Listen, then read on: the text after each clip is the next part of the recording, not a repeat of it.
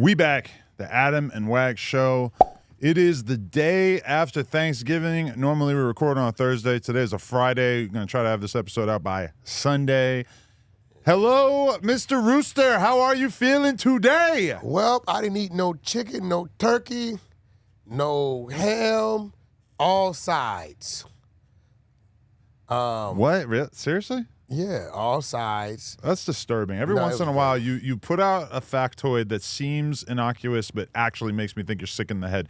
The whole point of having stuffing, mashed potatoes, mac and cheese, etc., is to combine them with good protein in the form of turkey and ham. Well, I stopped eating meat in February, just been fish. So it's kind of like... We had some salmon over at the Armenian residence. Yeah, that was a good deal. So it's kind of like, you know... it was cool, man. I just had to. It was some good size. R&B met the family for the first time. This time around. Yeah, and she brought the yams. Aha. She made the yams, and... Oh, she brought the yams. You're not talking about her ass and thighs? No. That's some other yams. Okay. She made the yams, and I put them up there, and, you know, people were looking, and, you know, they started digging in. And you know, it's like, I'm just meeting the family. Oh, my God, are they going to like my cooking? And they went back, and they kept going back and going back. I looked up, and she was chilling with all my aunts and uncles and family, and, you know, it was cool. Wait, I never even wondered about this before, but so your whole family still around? Yeah. Mom and dad? Mom, dad, all my aunts are still alive. Wow. Only got one of my uncles has passed. All my first cousins, everybody's still here. So you could introduce us to your dad. What does your dad do on a day-to-day basis? My daddy, yeah, she met my dad. My dad's a preacher. Really? But he's from the streets. Okay.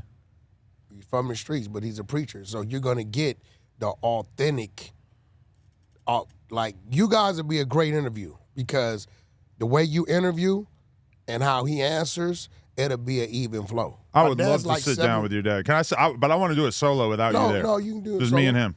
Yeah, you and him. You're talking about some real shit. Yeah. I brought him to Clubhouse one time. He was up there like 2 hours. Really? They tripped out.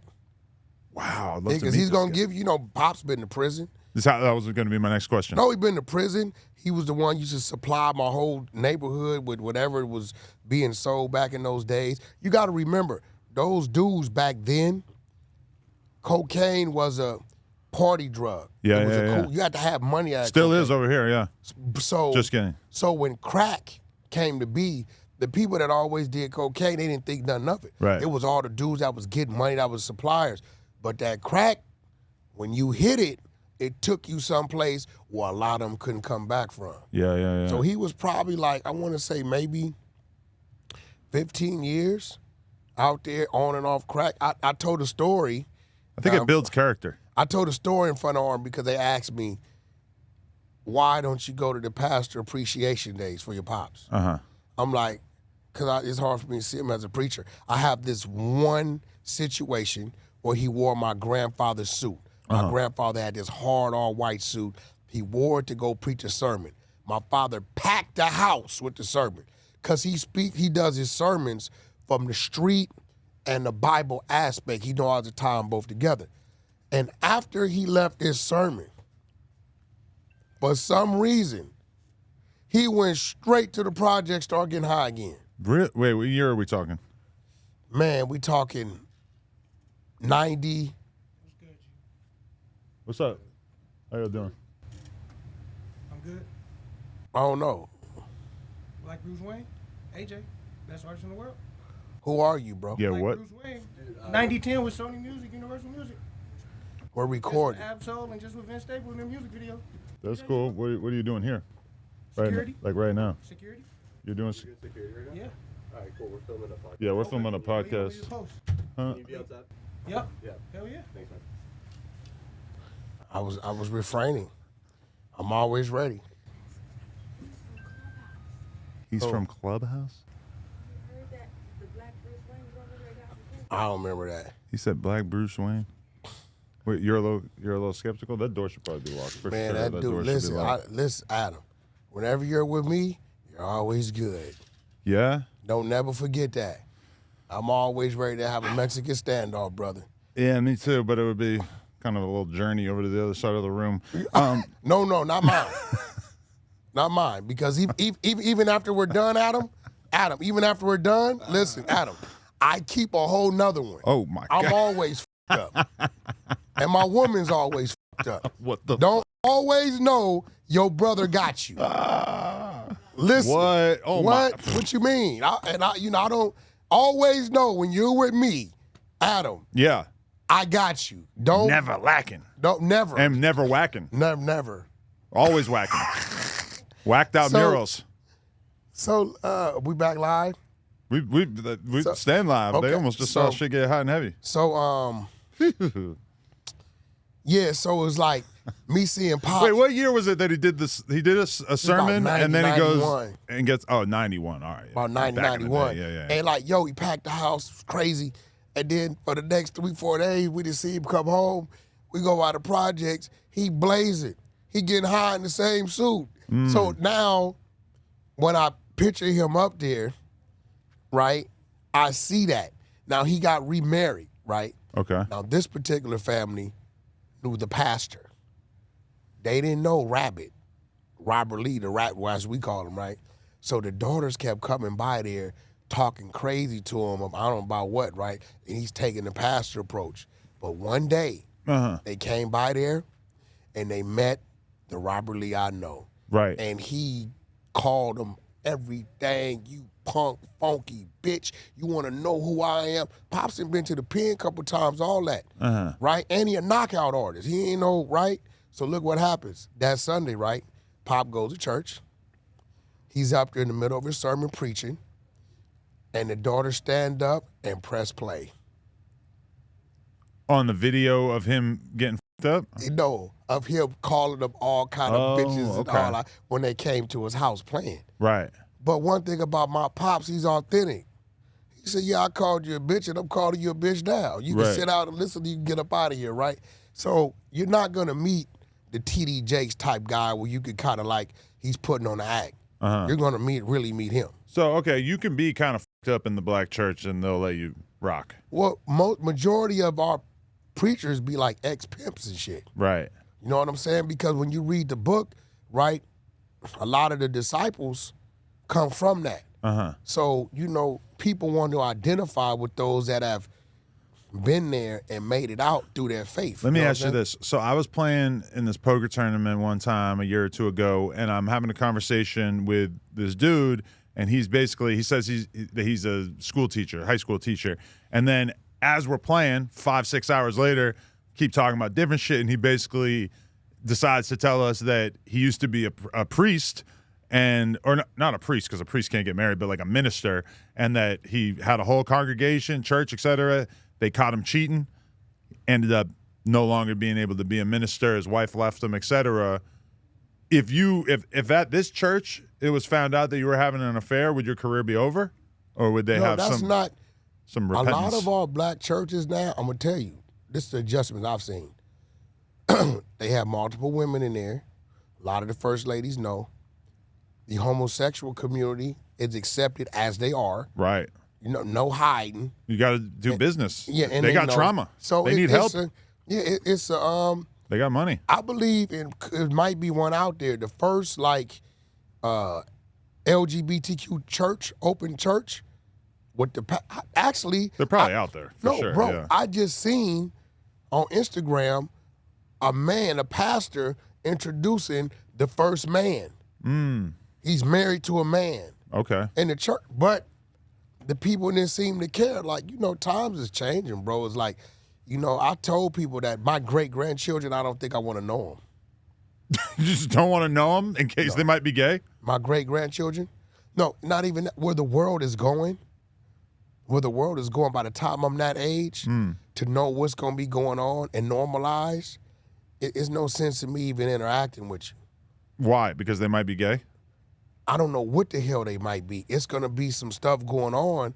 I hope to be isolated somewhere on my own little mountain, doing my own little thing. What could be the point of that if you don't also get to indulge in spending time with your offspring or grandkids? My grandkids, I'm looking forward to them. Yeah. But you're saying after grandkids' that, kids, we won't be around for I don't that. want to. That's what I'm saying. If I'm around, I'll be so old.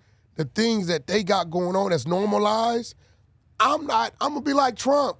Certain things about Trump's not gonna change. He's almost 80. He grew up in the era where he was taught certain things. But so, what is going to change so much? Like, I'm thinking about my life in the 90s and what is so much worse now. Yes, it's like more common to be outwardly gay or trans or whatever, but it's still like 1% of the population. Yeah, there's some crazier drugs, but it's like really, as crazy as Tusi is, coke was pretty crazy too. As crazy as fentanyl is, heroin was pretty crazy too. All these archetypes have already been established. Listen. And it's not like everybody's doing it. Fingernail painting, men kissing in public, heterosexual community being the minority. Oh my!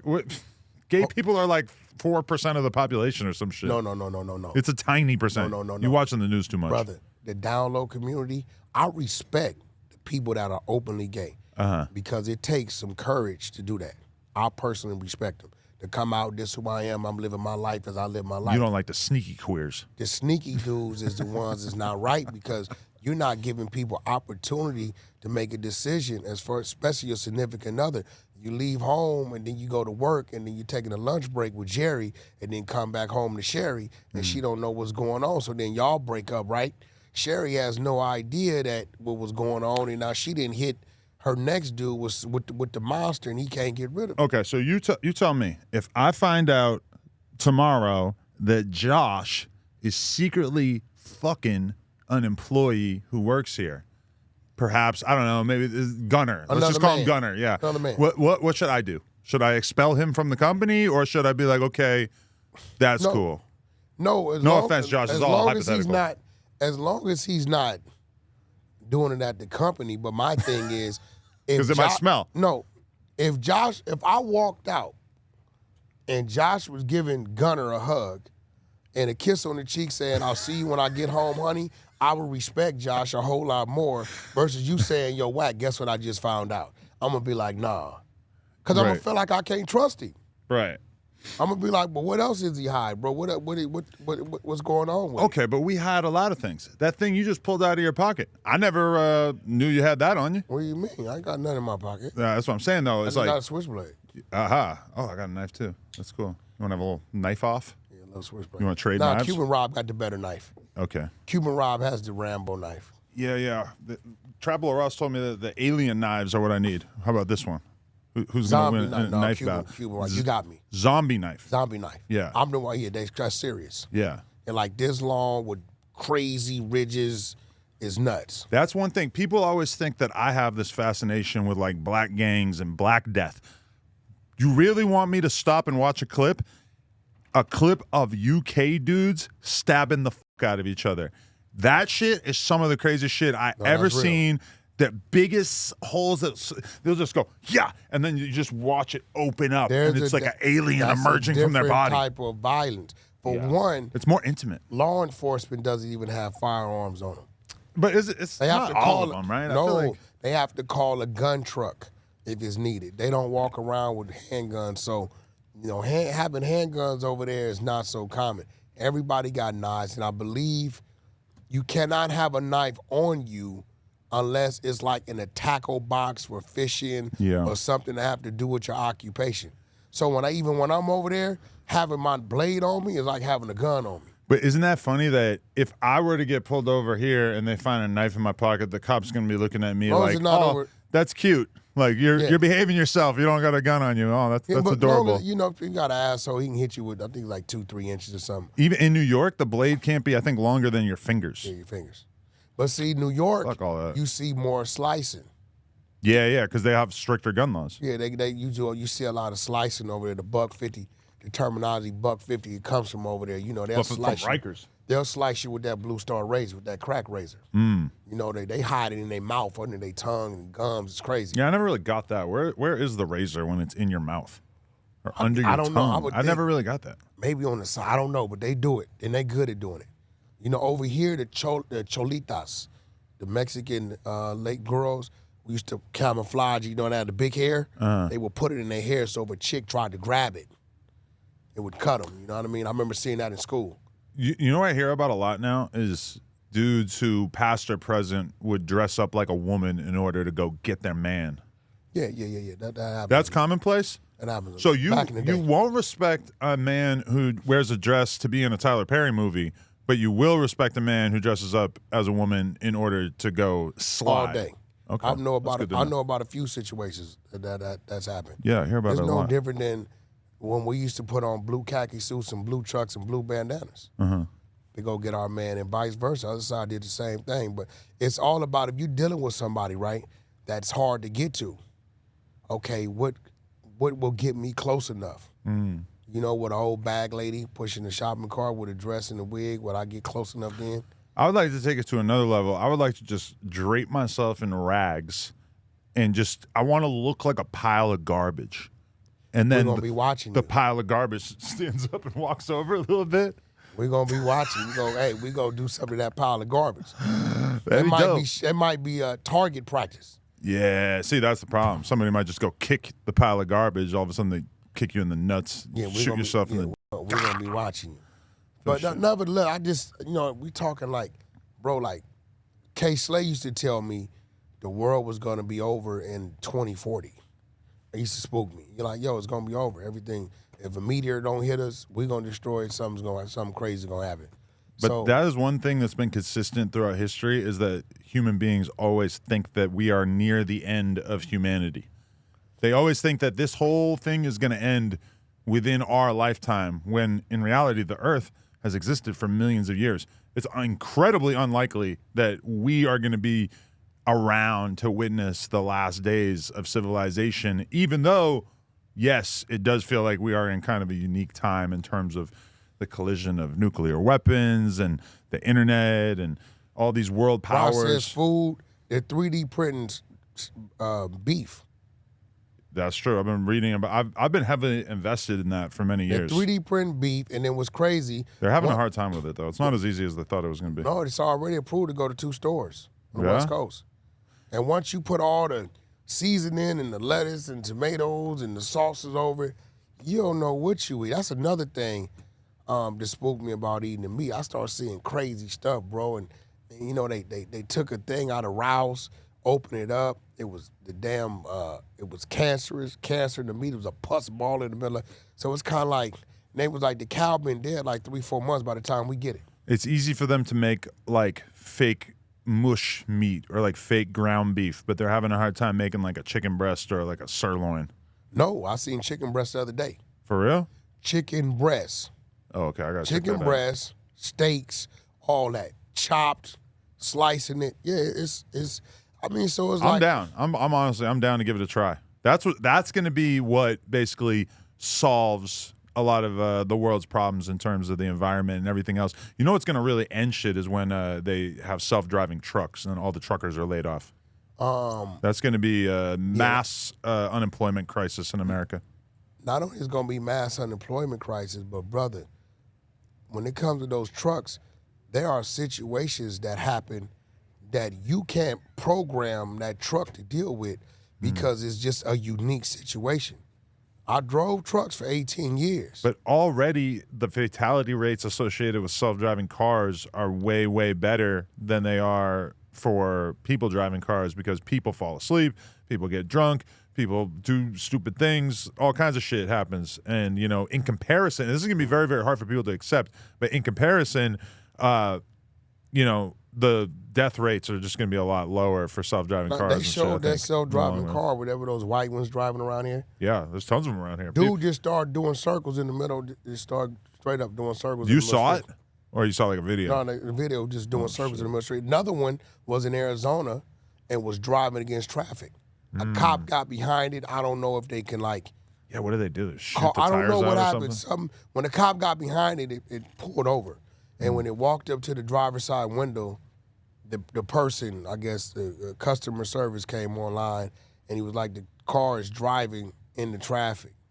So it's like, you know, now you could take a diesel, bro, with God knows what cargo, and you put it in weather conditions. Or you put it in conditions where a car is doing something where you got to react. I almost died like 4 or 5 times on the road. but a human being, if it's snowing, is probably going to, you know, kind of push at the limits of like how far and how long they can drive in the snow, whereas the self-driving car might say, "Oh, it's snowing. Boom, we're pulling over." Or it might malfunction and take off. Yeah, could do that too. A human being knows not to take off in the snow. You know those little like Postmates delivery things that drive all around here? They Yeah, drive I all see. around here, The little carts. but like it's not really applicable to like most of the earth. But around here, it works great. The other day, we're standing outside. We saw 10 of them in the rolling course down the of street. 20 minutes. Now, this is the thing, right?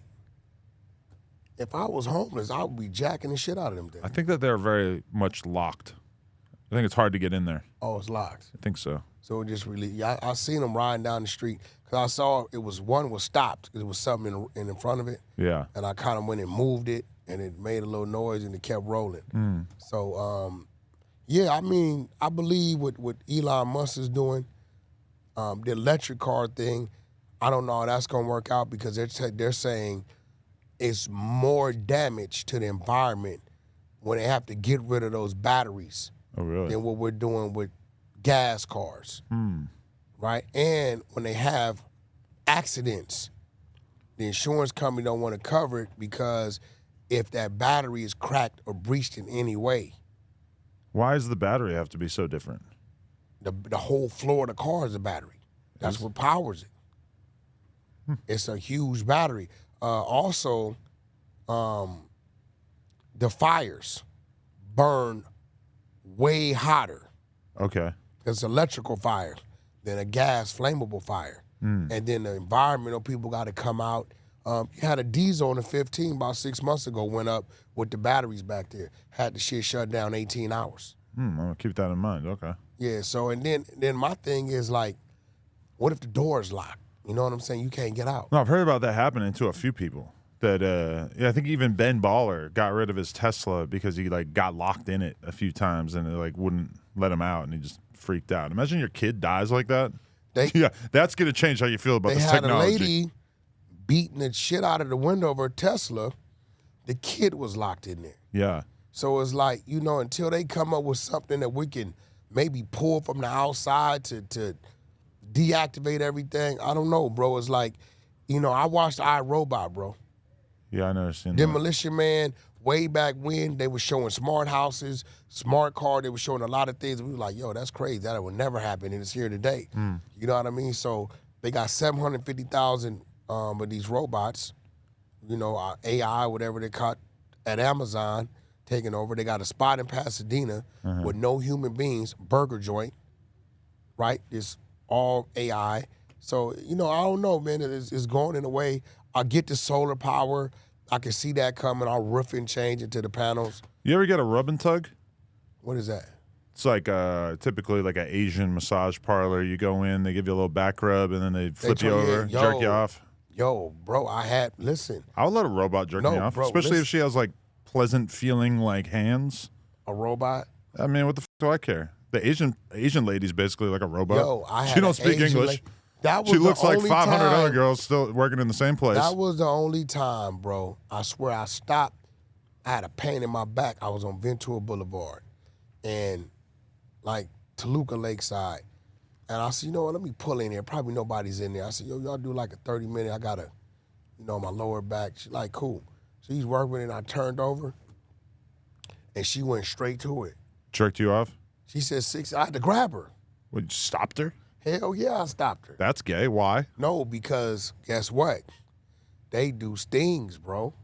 Oh, Plus, I don't know if this is a lady or a man. Robert Kraft. You don't know, bro. But Robert Kraft went down for that. the Asian community, bro, I've been to Thailand. I think I could spot an Asian. No, but go to Bangkok. Boy, listen. If they're doing that convincing of a mirage, I'm down. Jerk me off, homie. Even though it's a dude. If it's that convincing and it's just a hand job, I mean, what am I? I'm only here for the theater and the spectacle of it anyway, right? Nah, I'm trying to just make it through my day. It's like brushing your teeth. And you just, you good at, it was a dude. I feel like I'm extremely confident in my ability to tell the difference between a man and a Hey, bro, trans I'm telling woman. you right now, R&B, the girls club, there was a little Asian one in there. Remember the one that, brother, You I'm couldn't telling tell? you, I said, yo, listen. I said, yo. I said, why y'all got just one female in here with all the? It doesn't make sense. They like, no, that's a transgender. Little, you couldn't tell. You know, I don't know it's because they, you know, their frame is they're already small framed or what it is, bro. You just couldn't tell, bro. But nah, at that time, they call it so what do they call it? Pleasurable endings or Ray J, like Ray J. Happy endings. Pleasurable ending. Yeah. Ray J back in the day. He was in that? Oh, yeah, he's happy endings. Oh, really? Back in the day. This pre-marriage, pre-princess days. You know, I think I forgot to tell you that me and Ray J had like a weird thing. What you mean? Because I mentioned something. You remember he was trying to get me to do the news on his channel or whatever. And then I said, like, oh, I can't do this day because your op is coming in. And he got mad. And he was like, who's my op? Who's my op? And I was talking about Moolah.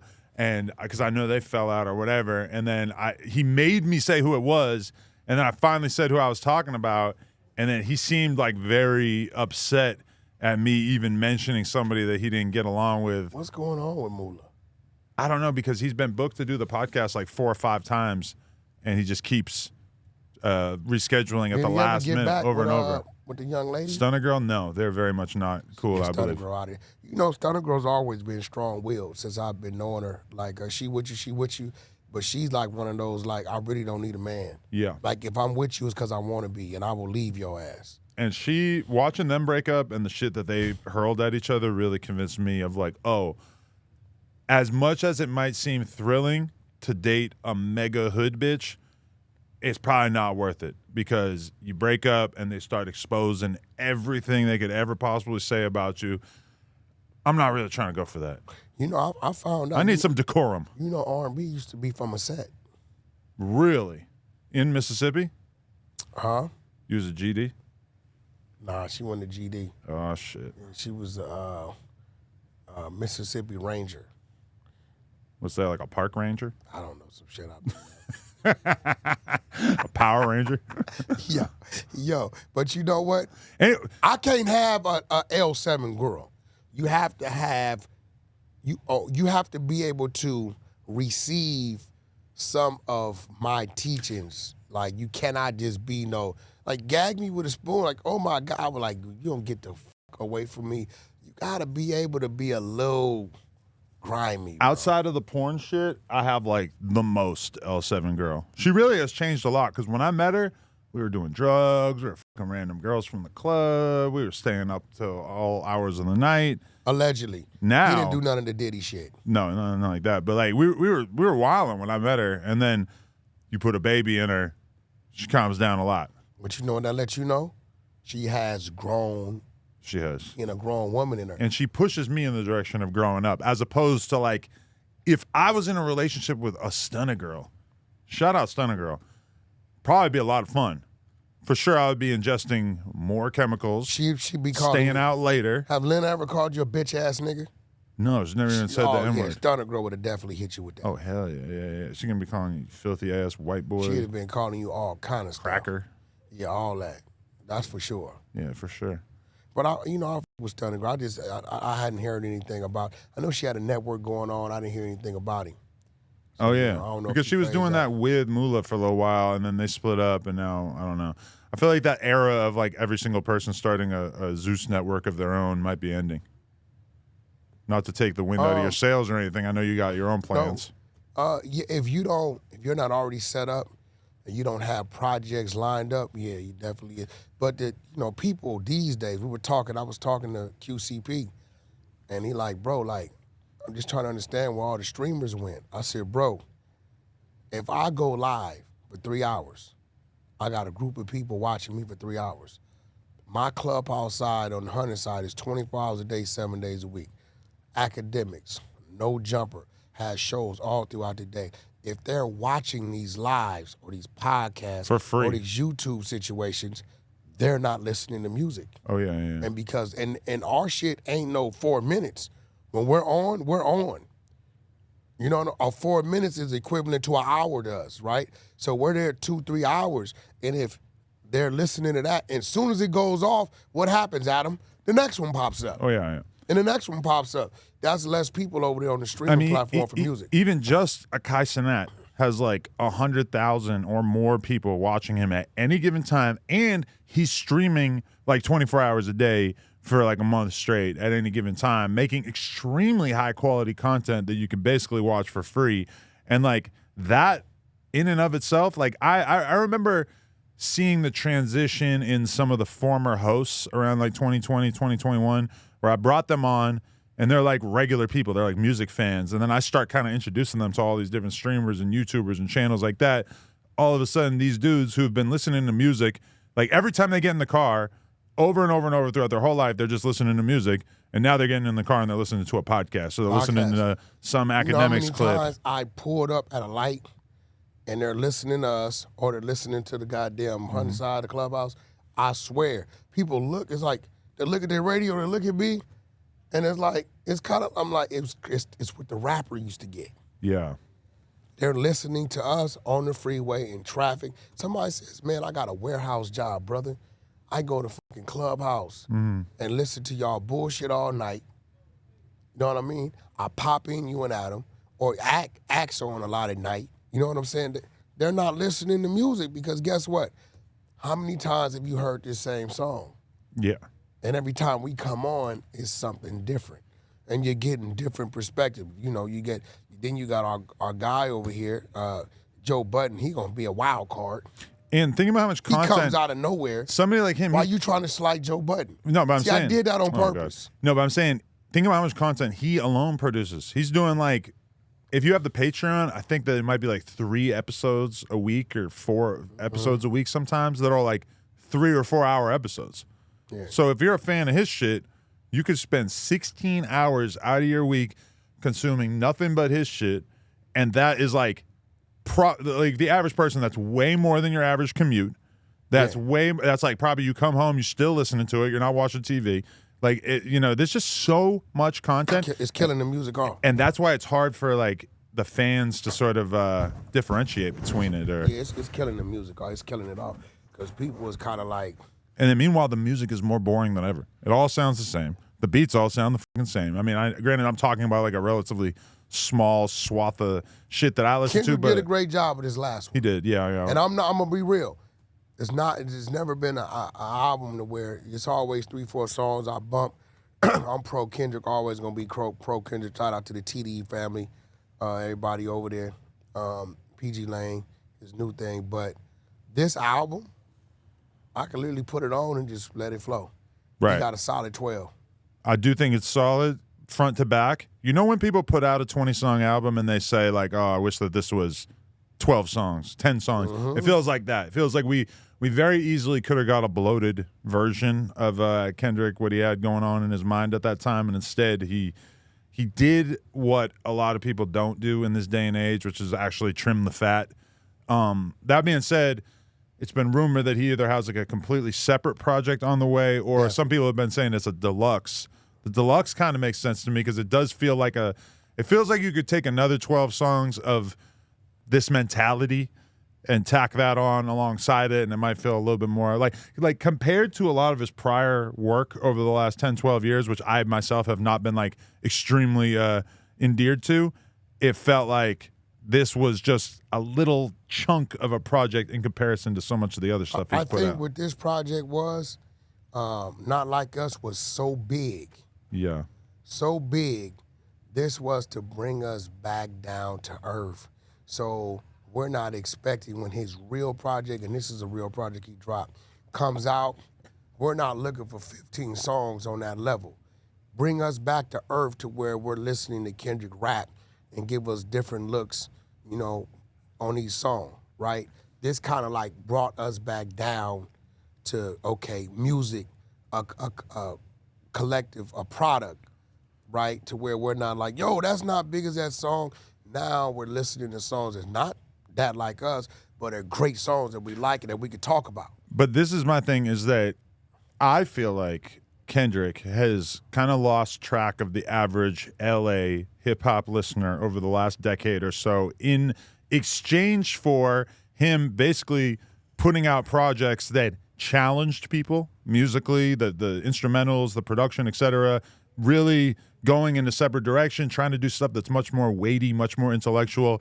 This project doesn't feel like it's trying to push the culture forward as dramatically. It feels very much like he tried to make a project that would, in the spirit of Not Like Us, take on the sounds of California, and even by embedding all of these underground rappers in it, et cetera. It felt like he took this as a chance for him to mostly put out a project that didn't challenge people in the same way, but is very much comfortable for people, which is part of why I think it was such an easy listen, and so many of us upon first listen were like, wow, this is a fantastic project, we love it. But I also feel like in the long run, it's hard for me to imagine that he sees this project as a complete project in the same way that he probably feels about To Pimp a Butterfly, which was an extremely bold experimental release in comparison. And I wonder how much fulfillment that brings him in comparison, like how different it feels for him to put out a project that knocks but doesn't necessarily change hip-hop. And I feel like, if anything, I think that's some of his resentment towards Drake, is that he's out here for all these years pushing boundaries, trying to do things that are different, trying to do things that are intellectually forward-thinking and challenging for the people. And granted, he's won a lot of awards. He's got a lot of accolades for it. But I also feel like he hasn't had the same level of commercial success that Drake has. And really, when you look at most of Drake's biggest hits, they're not really paradigm shifting in the same way that a lot of Kendrick's projects have attempted to be. But I feel like they've kind of flown over the heads of a lot of the audience, at least on a street level.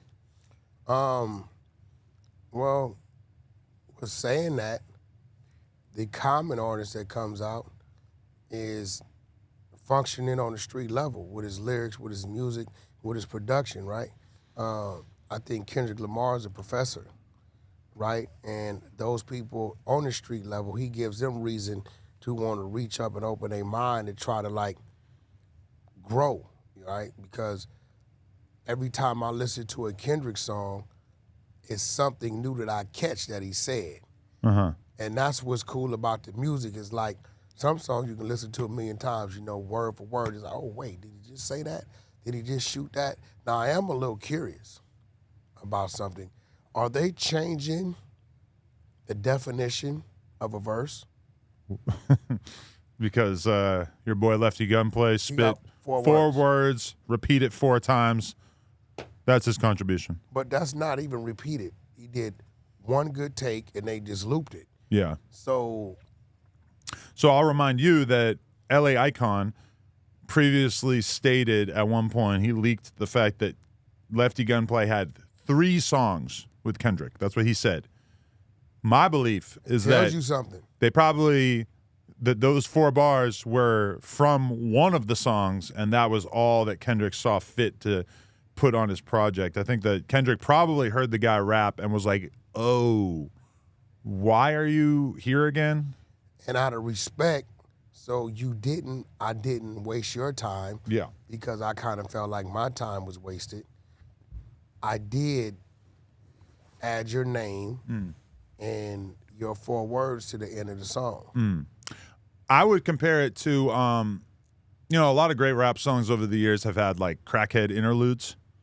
You spot a bum outside the studio and you end up getting a little clip of him talking crazy, and then you put it on the song or whatever.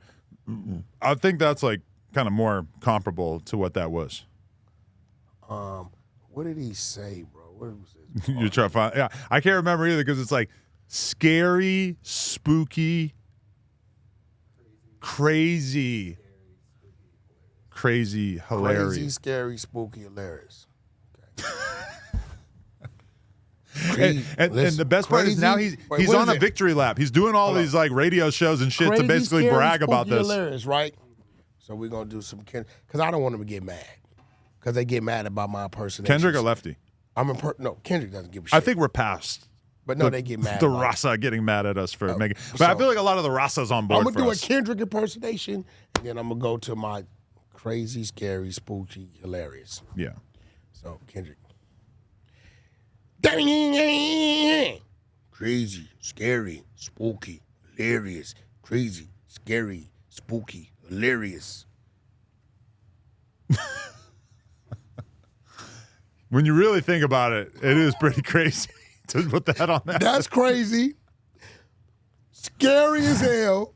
Spooky that you would really be out here doing a victory lap. And hilarious that you're really like gassing yourself up. Yeah. I ain't gonna lie, bro. I think he's the inside joke. Can you imagine sitting back and you in somebody's camp and this dude is doing a victory lap? Shout out Nipsey Hussle. And he's going to all these places like, yeah, Holmes, I'm on the Kendrick song, you know what I'm saying? Right. And, I lay my bars down. There is no bars. Right. He wasn't even rhyming the crazy. Those 4 words don't even rhyme. He rhymed hilarious with hilarious, and then hilarious, and then hilarious. Shit's hilarious. It's just hilarious. Just hilarious. Shout out to my whole girl. Shout out to Justin. She's one of the funniest chicks I know. She is funny. I was kind of amazed by that part in particular. That and was hilarious. I felt like a lot of the other rappers. They lay bars. I was impressed with Kendrick's taste and how he was willing to, go after people that were not the obvious choices. It would have been easy for him to just pick a bunch of people that he's been friends with since he was kids. Obviously, like Hit a J3 kind of like falls into that category, but somebody like Dodie Six. You wouldn't really know about Dodie Six unless you were really tapped into what was going on in the LA underground. He's only been out of prison for like a month or two. Gotcha. And, somebody like him, I look at that and I'm like, wow, that's dope. That's a very, very good selection. Peso, definitely from my perspective, the hottest Mexican rapper out there. Yes, he did great. Yeah, and a bunch of other dudes on it too. I was like impressed. Zoe Osama didn't make the album. He's somebody that kind of stood out to me as well. Like he's Did he somebody. make the album? No. Do you think he went to the studio? No, I don't know. I would have loved to see him. He probably said too many words. He should have just picked 4 words, said them 4 times, and then would have made the project. Yeah, I mean, yo, check this out. You know what? We got a new name What's that? right here on No Jumper. Nobody gets this credit. Lefty 4 times. There you go. Lefty 4 times. And 4 extras. Hey, listen, bro. He put the work in for it. He said 4 words, 4 times, 4 the hard way. Lefty 4 times. Yeah. I mean, I don't want to seem like a total hater. It is obviously like He's not no hater. It's a cool look for him. It's good. As a rapper, you got to take any little thing you get and you got to work it. Is it a cool look? Dude say, look. From a more optimistic point of view, I could see it as in like, oh, look, Kendrick put you on his album. That's dope. Then you have to take consideration of the fact that he didn't really let you rap. He let you say 4 words over and over. Or was it that you attempted to rap and your rap wasn't rap too tight? Because we know what it's actually like in the studio, and we know that is just that song was not like Kendrick raps and then he tells Lefty like, hey, jump on this and say the same word 4 times. Crazy, we know scary, he rapped, spooky, hilarious. and they trimmed it down to Orderly. a tiny percentage, probably like 1% of the rapping that he did, and they shoved that on there. I felt like it was a pity verse. Bro, let's be real. Lefty Gunplay is more of a character than a rapper, bro. You know what I'm saying? He should go be like one of those movies, like, remember I had like Naked Gun 33 and a third? Yeah. Right? Lefty Gun, he should really go attack the camera. He's like Weird Al from Mexican rap. He's something. Damn sure ain't Kid Frost. It's funny too though because he loves to play the victim, and he treats the fact that you and I shit on him as if it's this great injustice. And it's like, well, you started it. Like, you wanted this smoke. You wanted, because I was someone who defended him. I was all about Lefty when he came out. I thought he was sick as fuck. I wanted to support him in his career, help him out. He decided he wanted to talk shit. So as a result, here you go. Here is me and my buddy giving you the most accurate, honest analysis of your career or lack thereof that you could possibly get. To me, this is it's very helpful. You wouldn't have been getting this if you had just kept it real and been nice. But you decided that you wanted to be a hater, so as a result, we're going to micro-analyze your career from the beginning to the end. If they do the video, they should put them in a broom closet. They should give him a You gotta swirly. be scary, spooky, crazy, and hilarious. He probably was only saying that because it was like Halloween time when he recorded it. Spooky. bro. You wouldn't have thought of the word spooky otherwise, right? No way, bro. And he hasn't sat back and said to himself, are they playing me right now? Are they playing me? Like, is this a good look? Are they playing me? I don't know, Holmes. You realize how insecure he is, though, because I saw a clip of him talking, I saw a clip of him talking to Trell, and he said, Trell, you know, I was mad at you. And T-Rail's kind of like, oh, you were mad at me. And I'm paying attention at this point in the clip because I'm like, okay, what was he mad at him about? He was mad at him because when he did the Thizzler freestyle, T-Rail basically said that his verse wasn't that good. I don't know if you've seen it. It was so bad that it's almost hard to fathom how bad this shit was. It was like the worst verse you ever heard from anybody. It was absolutely terrible freestyle. He was sensitive enough at T-Rail for saying that verse wasn't good. That is such an understatement, if that's all that T-Rail said. To me, that's like mind-blowing. I don't know that our friendship could have necessarily survived the last year or so because, you know, I'm the kind of person where if you turn in a verse that week to a Cypher performance, I'm just going to have to be honest with you about it, even if we are homies. So the fact that he could get pissed off at another podcaster over saying that verse was whack, I actually think it's probably better that me and him are not on good terms because I would have had to be honest about that. Bro, listen. Unapologetically. I'm going to tell the world, Lefty Gunplay is not a representative of what West Coast rap is in our culture. He's not a representative of that. They can take that how they want to take it. We got a lot of Hispanic rappers out here that's rapping their ass off. You know, the other individuals on there, even though you don't like them, Coyote raps their ass off. What's our man? It's on the wall. Suede. Suede. Rest in peace. The other dude, I don't know him. No, the other dude, been around forever. I forget his name. The curly hair. I didn't know he was Hispanic. Jeezy raps his ass off. And I'm gonna be real, like, check this out. Y'all always like to go to this racist shit. Fuck all that. Take these names, take Coyote, Jeezy, Peso, right? Drex the Joint. I think Drex the Joint, Wait, he would have been a great placement on this album. I feel like Kendrick is so LA-centric. He wasn't going to go OC with it. And line them up with fucking Lefty's music. Oh, hell no. Play these songs, and when you get there, you remember that test you took in school where it was like, okay, a car, and then it has 4 things. Which one doesn't belong? A tire, a door, a horn, rabbit ears, right?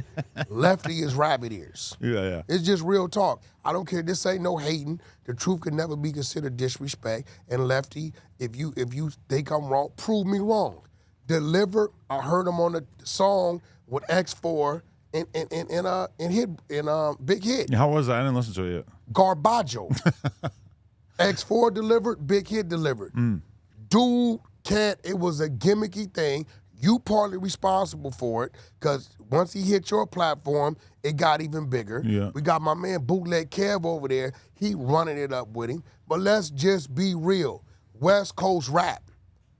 When we talk about what's the representation of us, Lefty Gunplay ain't it. That's why Kendrick gave him 4 bars because he wasn't finna water down his body of work for something that he knows damn well, salt water, fresh water. It didn't fit. You think Lefty smoked meth in front of Kendrick, or you think he did it in the bathroom? I don't know. I definitely do that in front of Kendrick. Kendrick them ain't going for that. I don't know if it's the meth. I don't maybe know what that's it is. why Kendrick I'm left him just off the being song. real. Like, bro, listen, man. Shit, I'm not a rapper. Lefty, you can't rap. Y'all can say what y'all want. You can want him to be a rapper. This is being realistic. Dude is not a representation of West Coast rap. I don't care. It's too many essays out here that's spitters that can rap. Capone, he raps. OG, you know what I'm saying? Kid Frost rap. The 4 people we just named, they rap. They deliver. Dude is not a rapper. He just get up there and he starts saying stuff, and with his little antics and his mannerisms, people pay attention to that. They laugh about it, but show me a song that went. Is there a song that went? What is there? There's you know, because I remember listening to him before I did the interview and being like, oh, okay, like he can rap a little bit. Like it seemed like he was kind of taking his time with it and actually like attempting to make some decent music when he was first coming out. And then it feels like he's completely left that behind because I think that in his head, he views himself as a joint, as a cracking rapper that doesn't have to try that hard. I think he knows that rappers like Thug and Gunna and whoever, that they all just get in the studio, they say whatever the f they want, and it comes out pretty hot. And I think in his head, he thinks that he should be able to do that. But then in reality, when he gets in the studio and just says whatever, it comes out sounding like shit. All these dudes are using autotune. He's using autotune. You sound dumb with autotune. Like, it don't sound right when he uses it. Just do something else. I mean, you know, you in the entertainment, you got a little buzz, do some merch. I mean, maybe try some TV out, pull the camera out. But, like let's just be real. Nobody's never going to say, all right, what are you going to do? Be in a BET Cypher next? But it feels like he's got like the industry behind him to a certain extent where they're trying to get him these looks. And it feels like, you know, him doing the BET Cypher would not be so unbelievable. But whereas a lot of people would get on something like that and it would open a lot of doors for them and get a lot more attention on them, I feel like he's having the opposite problem where he keeps getting all these big opportunities. He has an album, the first song is with him and Snoop. Have you heard it? I ain't heard it. Like, I ain't heard nothing about it. Normally you do a song with Snoop. Zola Sama did a song with Snoop. It's like his biggest song. Lefty did a song with Snoop. Crickets. Yo, you do know Snoop get high, right? Not like that, though. He smoke a lot of weed. Like, I didn't see him. No Scante, though. No, well, that I know of. Marijuana. Yeah. Snoop, like, he smokes a lot of weed. Yeah. So, you know, you catch Snoop when he on his Cheech and Chong shit, anything could happen. Oh, yeah. I mean, Snoop, he been in the game a long time. You got the bag, Snoop's hopping on the verse. And also, Snoop might have had people telling him, hey, this guy's got some motion. Things are happening. Yeah. You can't blame him. He don't got enough time to pay attention to every rapper. I'm just saying, like, bro, like, do your thing, but, like, don't get mad when we just critique what we're hearing. Man, you are not changing 4 words. Bars, that's not a verse, bro. He could have also bar, that's not nothing. I don't know what that is, bro. It's 4 words. He could have easily had us in his corner, but he chose to go the ego route.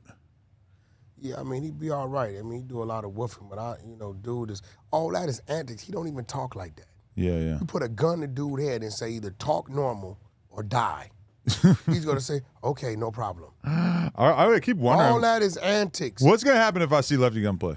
He ain't gonna do nothing. You think we got a squabble? He ain't gonna do nothing. He not gonna do nothing. Ain't nobody worrying about that dude like that, bro. You know what I think is super funny about him is, so he was on Bootleg Kev, and Bootleg Kev starts kind of talking to him about touring and how his prior comments about the North are going to impact business decisions. Because if he goes on tour with, I think the example he gave was like YG and OGZ, they're going to go up north. Bunch of different locations. But he starts saying, I ain't got no problems with the he people. started backpedaling, I don't do that. See, that's what I mean. Yeah. Them real Southsiders, yeah, they going to stand on it. They going to tell you it's going to be what it's going to be. And that's the thing is, I think he could get a lot of love if he remains true to who he really is. But as soon as he starts switching up and deciding that he wants to be a more clean-cut, polished industry version of what he originally came out as, because there's a lot of people who are probably ready to be frontlining for the South when he started talking all that shit about the North. He was one of the main people sort of provoking that war that nobody was really thinking about. No. Nobody was thinking about Norteños and Sureños being at odds until that shit. He's the one who sparked it off, and now he realizes that he might be missing out on some money by hyping that shit up, and now he wants to backpedal. To me, that's going to take his hardcore fans, and they're going to be like, oh, this guy was a charlatan in the first place. So, yeah, that's an interesting thing that we're seeing unfold with all this. But overall, yeah, the Kendrick album, I thought it was a great project. I've been enjoying it, listened to it a few times. But that being said, I'm very excited to see what the next chapter is, if it's coming soon, which is what they're making it sound like. I don't know if it's going to be a month, a couple of months, whatever, before we get to hear this alleged part 2. No, I think it's coming Super Bowl weekend. Oh, see, that would make a lot of sense. Yeah. Super Bowl weekend. Kendrick coming. When's that, February? He's on.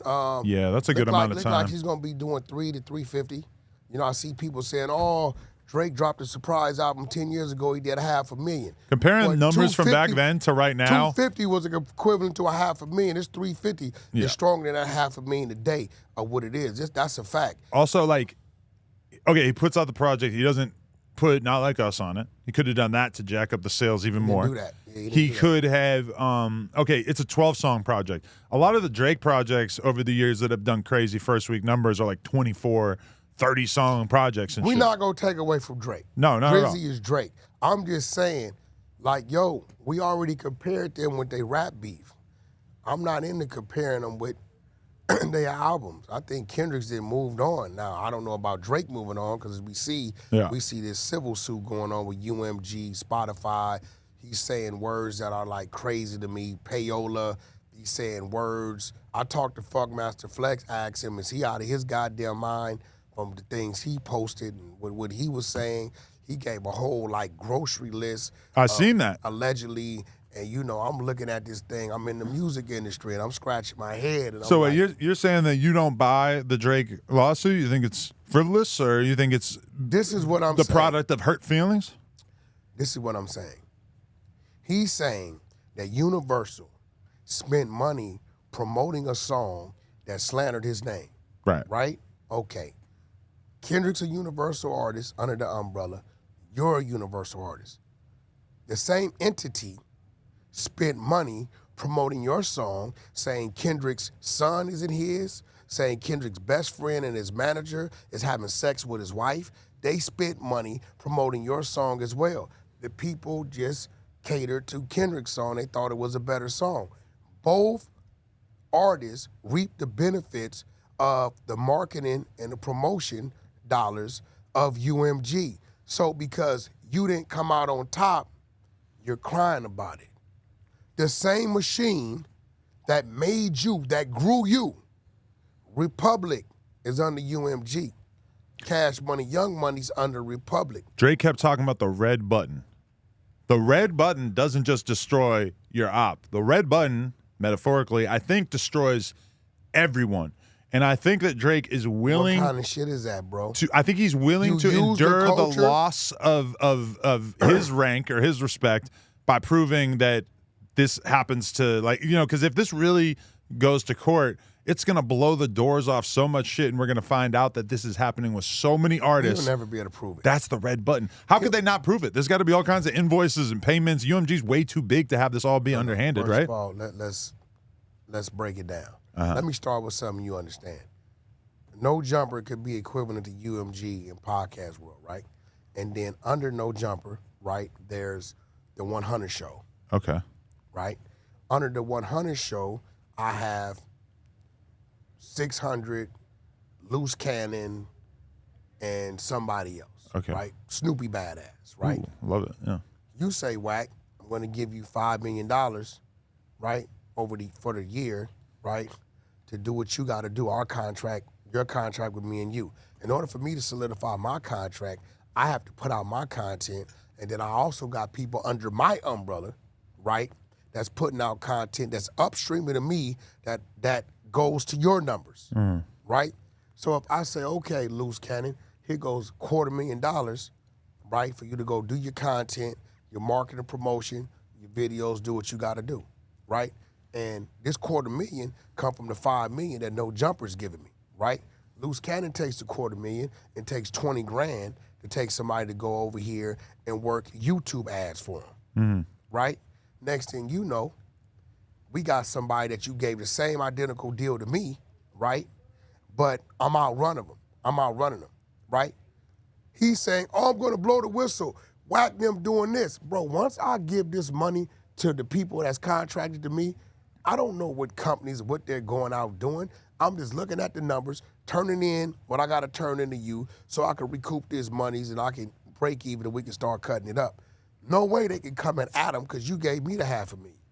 You didn't dictate who I signed under me. You didn't dictate who I released money to, meaning that Kendrick PG Lane was given a budget.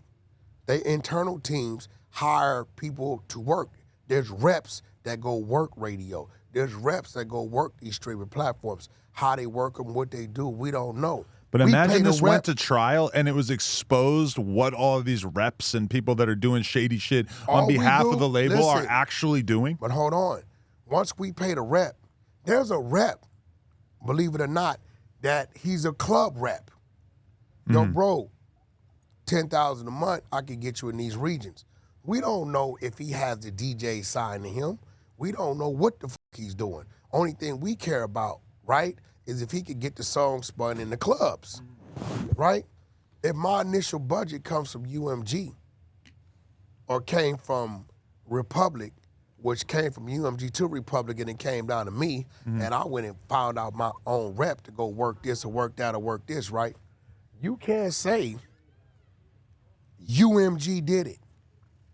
Maybe Kendrick's team was a stronger team, but I will tell you this. All companies, radio, including streaming platforms, they're going to pay attention to what's moving. That would dictate and determine what's number one, what's going to get that top slot, what's going to get that cover page, all that, right? The people spoke. I don't know. Drake's song might have outstreamed Kendrick's, but the popularity vote went to Kendrick. Now, you said shit about Meek Mills. Meek didn't go foul. He lost. But to be fair, these are very different levels of diss songs because what's the worst thing that he said about Meek Mill and back to back? Bro. Is this the world tour? Is this your girls tour? Like, what the fuck is that? That don't mean nothing. We all thought that shit was hilarious. If somebody told you your daughter wasn't yours and your wife is having sex with fucking Josh. Well, not Josh, but Whatever. No. Remember, he said his manager, which is his best friend. I know. That's Kendrick's best friend, his manager, right? Bro, not only did you put a light on Kendrick, she's being looked at. She got a circle of friends. He's being looked at. All of this can be considered slanderous. And guess what? There's going to come a time, and you know this because we talked about this, that Kendrick's child is going to become of age and meet a little asshole Cass Jones in the class. And going to say, that's why Kendrick's not your daddy. right. I heard it on the song. I think Kendrick's gonna have to get his kid ready for some But what I'm light saying teasing, is, you know. Stop acting like Drake. You didn't do some crazy and say some crazy things, bro. Okay, but Drake's basically alleging that this entity, which is supposed to be looking out for him, didn't look out for him and instead invested overt amounts of money and did sort of unprecedented things in support of a record that they knew had the possibility of becoming extremely popular, but also had the extreme likelihood of it doing extreme damage to his career. And I think now, looking back at a lot of stuff, it's obvious that Drake was in these intense contract negotiations and had like a very testy relationship with UMG. And I can only imagine if like, let's say No Jumper Records and Lefty Gunplay are both signed to the same label, and we're beefing. I'm going to give you an even better one. And they decide that they're going to support his records to an extent that they're not supporting my records to make me look bad, to hurt my legal situation. No, we're not doing that. It doesn't seem like this is a fair comparison. Wack 100, Adam has 50% of. Brick Baby, Adam has 50% of. I'm just saying this, right? This is a good example. Wack and Brick Yeah. decide they're going to get in the ring and they're fighting till somebody can't move. Musically. We decide that, whatever it is. Okay. We're both signed to you. Right. As a company, your money coming regardless. Because whether Drake wins or loses, you're making money off the stream. Whether Kendrick wins or loses, you're making money off the stream.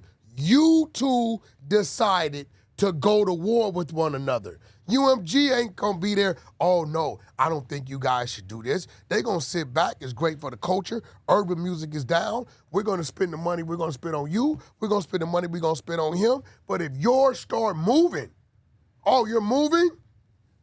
Business-wise, we're gonna double down support on what's moving. They're both under the same umbrella.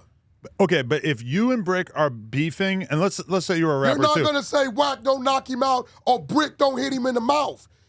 You getting 50% of the bag on both sides anyway. We decided as men to get in this ring. Okay, but if you guys, let's say you're a rapper and you and Brick are both making songs going at each other, and then We're both signing you. start saying stuff that is existential career destruction stuff, like labeling him a pedophile. Is it really looked upon at me like I should just continue to support this either way? Because to me, it's like if you guys are just rapping at each other and it's all within the realm of shit that we can accept, fine. But when it comes to stuff that's really seeming Drake like it's is going to the only one- destroy the other Everything- person's first of all, career, Kendrick's real crafty with his wordplay. He's giving description of two people, Drake and his other man, right? Who was Who? charged with some type of sex crime, Okay. right? Second of all, nothing Kendrick said, you can't go look. It's up to your opinion. Some people will tell you if you make comments or passes at a 17-year-old that you know is of age, they will call you that. People will call you that coming from the culture we come from. Now, you showed me where there's any evidence of Kendrick's manager / best friend having sex with his baby mama. Show me. Show me where there's any evidence where you can put down and say, something might be going on. Show me where there's anything that gives that description that that's going on. He had the more slanderous shit. At least Kendrick, there's a video of Drake on stage in Colorado when he was about 23-ish or whatever, 22, 23-ish. I remember. They bring her up, ask her name, how old are you? I'm 17. He says, damn, why do you have to look this way? Okay, at that point, Kendrick has something that's physical that we can see that some people would say, yo, that's some pedo shit. Some people gonna say legal age of consent. Some people gonna say he never touched her. Some people gonna say that could be a stage up form of grooming. He says certified grooming. pedophile. Listen, that nigga from Bompton. So, and I'm just saying, is there anything that shows that Dave Free was romantically involved in any way with this man's wife? We don't know. No, is there anything? Is still there a don't know. letter? It's up in Is the there air. a post? No, it's not. So what I'm saying, Drake, you said some very crazy stuff. That's true. I think Kendrick owes Drake an apology, but I think Drake could also apologize to Kendrick. Kendrick don't owe nobody nothing. Well, you call him a pedophile, and it's not true. No, bro, in our world, some people will look at you like you're a groomer. A groomer is somebody that they feel is exercising. Because of that girl who got on stage? Bro, listen. She spoke out about it, saying that they had nothing to do with each other at all. Let me ask you. I don't give a shit. We don't care about her Young words. lady come in there sitting down right here. If she came out and said that it was Young a thing, lady comes in. Gorgeous young lady. And you're like, okay, they say you're a model, this. And in your mind, you look at her like, damn, she's gorgeous, right? Okay. How old are you? 17. At that point, what is your conversation shifting? avert looking at it. You got to be like, all right, get the hell out of here. You got the whole tenor of the conversation has to change. Yeah. He kept the same energy. Now, if Drake should have came up there and said, hey, what's your name? Veronica, you're gorgeous, boom, boom, boom. And later on, it came out, she was saying, wouldn't have nothing to say because he didn't know. And she was there with her father. Her father let her go on stage. She didn't know. But he said, how old are you? She said 17. And I think if Drake could do this over again, he would. For sure. At that point, he shouldn't have said anything that in any way could be seen as you're making a pass at her. Yeah, he was trying to think on his feet. Didn't work out too good. Yeah. So either way. I mean, Kendrick, he ain't filed nothing against Kendrick. I can respect that. But he is going at the very same machines, the very same companies that made him the machine he is But today. I think that's why it's so brilliant is that, yeah, like I remember I said months ago, I said that if this was anything besides a hip-hop battle, there already would be lawsuits alleging defamation on Kendrick for calling him a pedophile because let's just take this whole situation, this dynamic, and switch it over to another industry. Let's say that these were both writers. One of the guys writes for the Washington Post, the other one writes for the New York Times, and one of them writes a blog post calling the other one a pedophile, and there's no proof to back it up. of course there would be lawsuits instantly. There would already be settlements associated with this. It's hip hop. We understand that this is a creative art form. It would be like if two comedians go after each other. You know, we all know that Cat Williams lied a bunch in his Shay Shay interview, right? We don't. It's been pretty clear. Wait. Why are you saying that? I mean, he said stop. that Kendrick or that Kevin Hart has no real fans. He said that Kevin Hart basically has like a fake corporate career. It's total bullshit. Kevin Hart's extremely popular. No, Kevin Hart is definitely popular, but what he's saying is that he thinks that whatever the powers that be have helped create Kevin Hart get to where he is. And to Much like Drake. To some extent, that's the truth. Anybody that's in a lane like that, you have a team. I don't think Kevin would disagree that yes, he has a team that goes out and finds the right things to do, that put him in the right situation. Okay, but right? it's not about It's hard to because he fucks up. He no shows. Right. He Smokes starts crack. getting high. Right. Get to doing shit. So what he said is real. But like Cat, you would have been in the same situation, but you lost credibility when it came to those type of people that's doing that kind of business. Regardless of if that's true or false about Kevin Hart, it's like we don't really give a shit too much about in this back and forth between Cat Williams and all these other comedians if there's stuff that's said that's not true, because we all recognize that this is it's closer to like playing the dozens.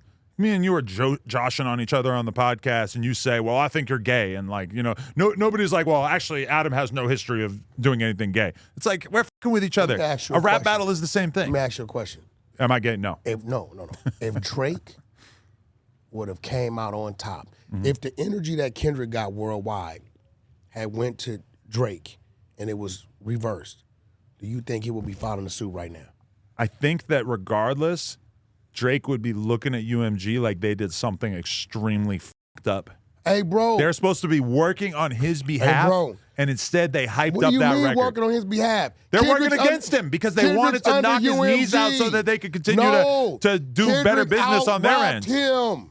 He waved the white flag. Kendrick is under the UMG umbrella as well. Their obligation to Kendrick is just as much their obligation to Drake. He wanted, what he's saying is, I wanted favoritism. And they said, yo, let the best man win. And now he want to blame somebody. So you think that the label is concerned with fairness, that they were just like, oh yeah, whatever happens here. It massively financially benefited them to f with Drake and to make Drake look bad, because now Drake's bargaining power is so much less now than it was a year ago. First of all, of course, everybody's is. Let me but explain. His is because of this. Everybody, listen, when Drake, I'm just throwing numbers out there. When Drake got this last 400 million or whatever, right? Right. And he was number one. And I'm throwing numbers out there. You're number one at 1 billion. I'm throwing numbers out there. But if we go check, we'll see. His number one spot was based upon 1 billion number. 4 years later, you come back, you recoup the money, and you like, I want 600 million. Hey, brother, the climate has changed. Your number one now is showing 700 million, okay? Your number one spot is at a 700 million number. We gave you 400 million based upon your number one spot being at 1 billion. Everybody's numbers has dropped across the board. Although he's still number one, his number one positioning based upon the number that makes him number one today is less than the number one positioning number that made him number one 4 years ago. That goes for everybody. So no, we can't give you 600 million because it doesn't make sense. You know, look at YouTube, brother. Go back 4 years, 3-4 years ago, what numbers were doing to be number one versus what they're doing now to be number one. Sure. Right? So no, they're looking at it, and I think Drake, because he's been on top so long, they're saying, I'm Drake. Yeah, but you're not the same Drake that's producing the same numbers that you were. No, yeah, you're still number one, but your number one number is based on 700 million, not the billion it was 4 years ago. And I think he's crossing and saying, because of this is the reason why I can't get this now. No, the overall scope of the business have changed. And he's not looking at it, and everybody around him is too fucking scared to sit him down and show him you're not what you used to be. Not because you're not still that talented.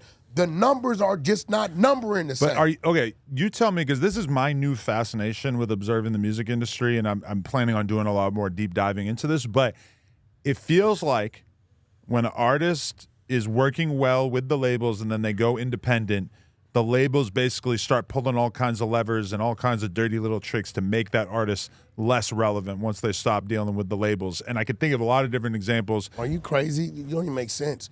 Okay, look, it was OVO, Yeah. Young Money, Yeah. Cash Money, Republic, UMG. Okay?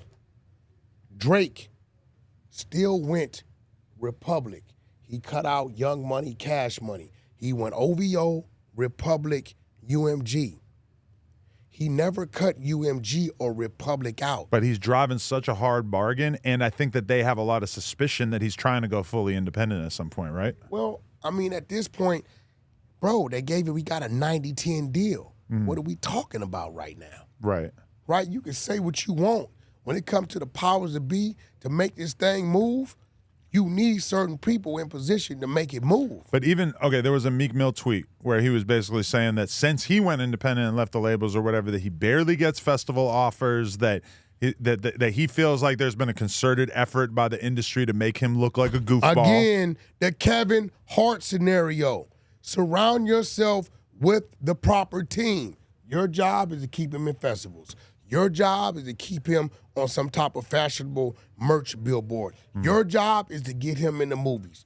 Your job is to get him with the proper writers so his stand-up comedy acts are on point. This your team. You want to go independent? You want to cut out the fat? You want to keep all the money?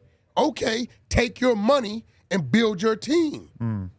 How you going to blame the people that you cutting out? You cutting out the team. You know, you do a 60-40 split, 70-30 split. Well, why am I giving them 40%? Why am I giving them 30%? Because they're going to make sure you got a goddamn tour run. He's going to make sure you're in movies. He's going to make sure you get merch deals. So the money you think you're kicking out is coming back tenfold. But don't you think that someone like Meek Mill probably has people doing a lot of that stuff for him, he and it just doesn't. isn't? If he you think he has did- no team? Listen, you talking to a man that been independent, and they couldn't stop me when it came to position them out. I did Tatiana independent. Don't get it f***ed up.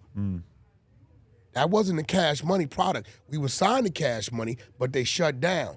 Birdman being my brother saying, Wack, we shut down. Shut down what? How so? It was the same time. It was November. About Thanksgiving, they shut down. You ain't gonna hear from them until mid-January, Really? top of February. That's how it works. I broke Tatiana during the shutdown with my teams. That was Wack 100, Alan Grumblack on the distro E1. Right? He said, Wack, I ain't supposed to do it, but you got my blessing. Go ahead on and do your thing. What if Tatiana was a Game disc? You think Game would have been mad at you for investing a shitload of money in it to blow Blueface up at the expense of his career? If Game Seems kind of analogous. Hold on. If Game and Blueface both start dissing each other, right? They both already know, right, at the time, I'm doing the business for both of them, right? They know this, right? If Game come to me and say, yo, Wack, I need my shit everywhere, send me the charts. And I send it to him and it's where it's supposed to be. And Blueface comes to me, I need it everywhere, send it the charts. Bro, you're not gonna tell me Kendrick and Drake wasn't both on the same charts. They were both on the same playlist. They were both spinning on the same radio stations. Now, the people are calling in. What people don't know, people call into the radio stations and start to request, I want to hear the Kendrick song again. So if you looking up and 7 out of 10 calls are saying, I want to hear the Kendrick song, that DJ, that program director is going to bump that song up into heavy rotation. You get what I'm saying? They already did what they did to position the songs. And in this situation, it's Drake and Kendrick, two powerhouses. It ain't much they got to do. Believe it or not. You have to throw gas on it, but that thing has to brother, be flammable in the first point. We all know you can invest Labels millions of gotta spend dollars more in money. random rap songs that will do nothing. Okay, let me ask you something. You got Draco, rest in peace, our brother, right? You got Draco, and then you got YG, right? Who do you think the label got to spend more money on marketing if they were both out active? Right where Draco was when he passed, and YG and Draco. Who do you think the labels have to spend more money on to push their I project? think Draco probably had much more of an organic fan base at that time. No, YG, they're going to automatically embrace YG. we're going to have to spend more money on Draco to get him in the system that YG already been in. What I'm saying is it was very minimum money that had to be spent on this game, on this Kendrick Drake situation because of the magnitude of the artist. It's an automatic. We got to set up Spotify, right? We got to submit. We got to let them hear the music. We got to put it in there to hope we might make a playlist. And it's 50 spots. And I don't think they were just hoping that they made playlists. I think that they were deliberately getting on specific playlists. You miss what I'm saying. What about the charging 30% less royalties? Look, it's a 2-3 week process. Kendrick or Drake could drop midnight. They waking up the Spotify reps, get them on the playlist. Right. It ain't no politicking, so I'm like sitting back like, come on, Drake, you know when it come to both of y'all, it ain't really no real politicking when it come to that. That's an automatic for them. People gonna automatic do it. The goddamn marketing teams don't even have to call. All they have to do is have the music uploaded in the system where they can grab it. That's it. Let me tell you something. Kendrick is like the Donald Trump of hip-hop now, and let me tell you why. Huh? Donald Trump's fan base is kind of like a cult because no matter what Donald Trump does, they never find fault with him. This is bullshit. He can do things that were they done by the Democrats, everybody would be able to agree that they were Drake wrong. had the popularity vote, did he not? But here's the thing. Did he not? Now we have Kendrick superfans who are telling us that actually buying plays and payola, it's actually totally fine. It's actually like you calling out the payola and the bots makes you wrong. And that's something why? I have not seen in my life why? outside of Donald Trump. You know why? In Kendrick's defense. You think he's earned his cult? No. He has nothing to do with that part of the business if, in fact, that is going on. Once he turns into music, his job now is to interview, work his social media, stay out of trouble, engage with the fans. Doesn't do interviews. He doesn't work social media. He records music. What else is he doing with his free time? I would assume he's involved with the business, right? He minding his business. Hold on. Drake, on the other hand. He does push-ups in the park once in like 4 years. Ask yourself this, right? Ask yourself this. Adam, how does Drake know all of these things go on? Now, be careful, white guy. He's in the industry. It's a lineup. Do you think he knows it goes on because he's watched it go on with all his projects? And that's why it's the red button. Now, hold on. He doesn't mind blowing his shit up as well. Hold on. So, you're mad. I'm not mad. If this the case, Drake, I already said I like the album. No, Drake, you're mad that the very same things they did to elevate your career are being used maliciously by the label against him. So he's supposed to be the only one that reaped the benefits of marketing and promoting. I think in his mind, yeah, that would probably be great, yeah. This is where they said he's a plant, that he's now part of the culture. That's right there. Football, pimping, gangbanging, may the best man win. Just because it didn't work out for you, we don't go fucking telling, bro. If it's something to tell him. Filing a lawsuit is not telling. You know this. Bro, he used the word payola. Right. That's a federal offense. Joseph Isgrove did 10 years in the federal penitentiary. One of my friends, one of the last Gambino family members still standing from back in those days, right? I don't want you to meet him because you're going to really think it's a movie, but it's not a movie. Okay. That's really him. He's really from that, right? Uh-huh. He did 10 years for it, right? He used that word payola. The feds automatically are looking. Now, let's say this was a methods used to grow your career, Drake.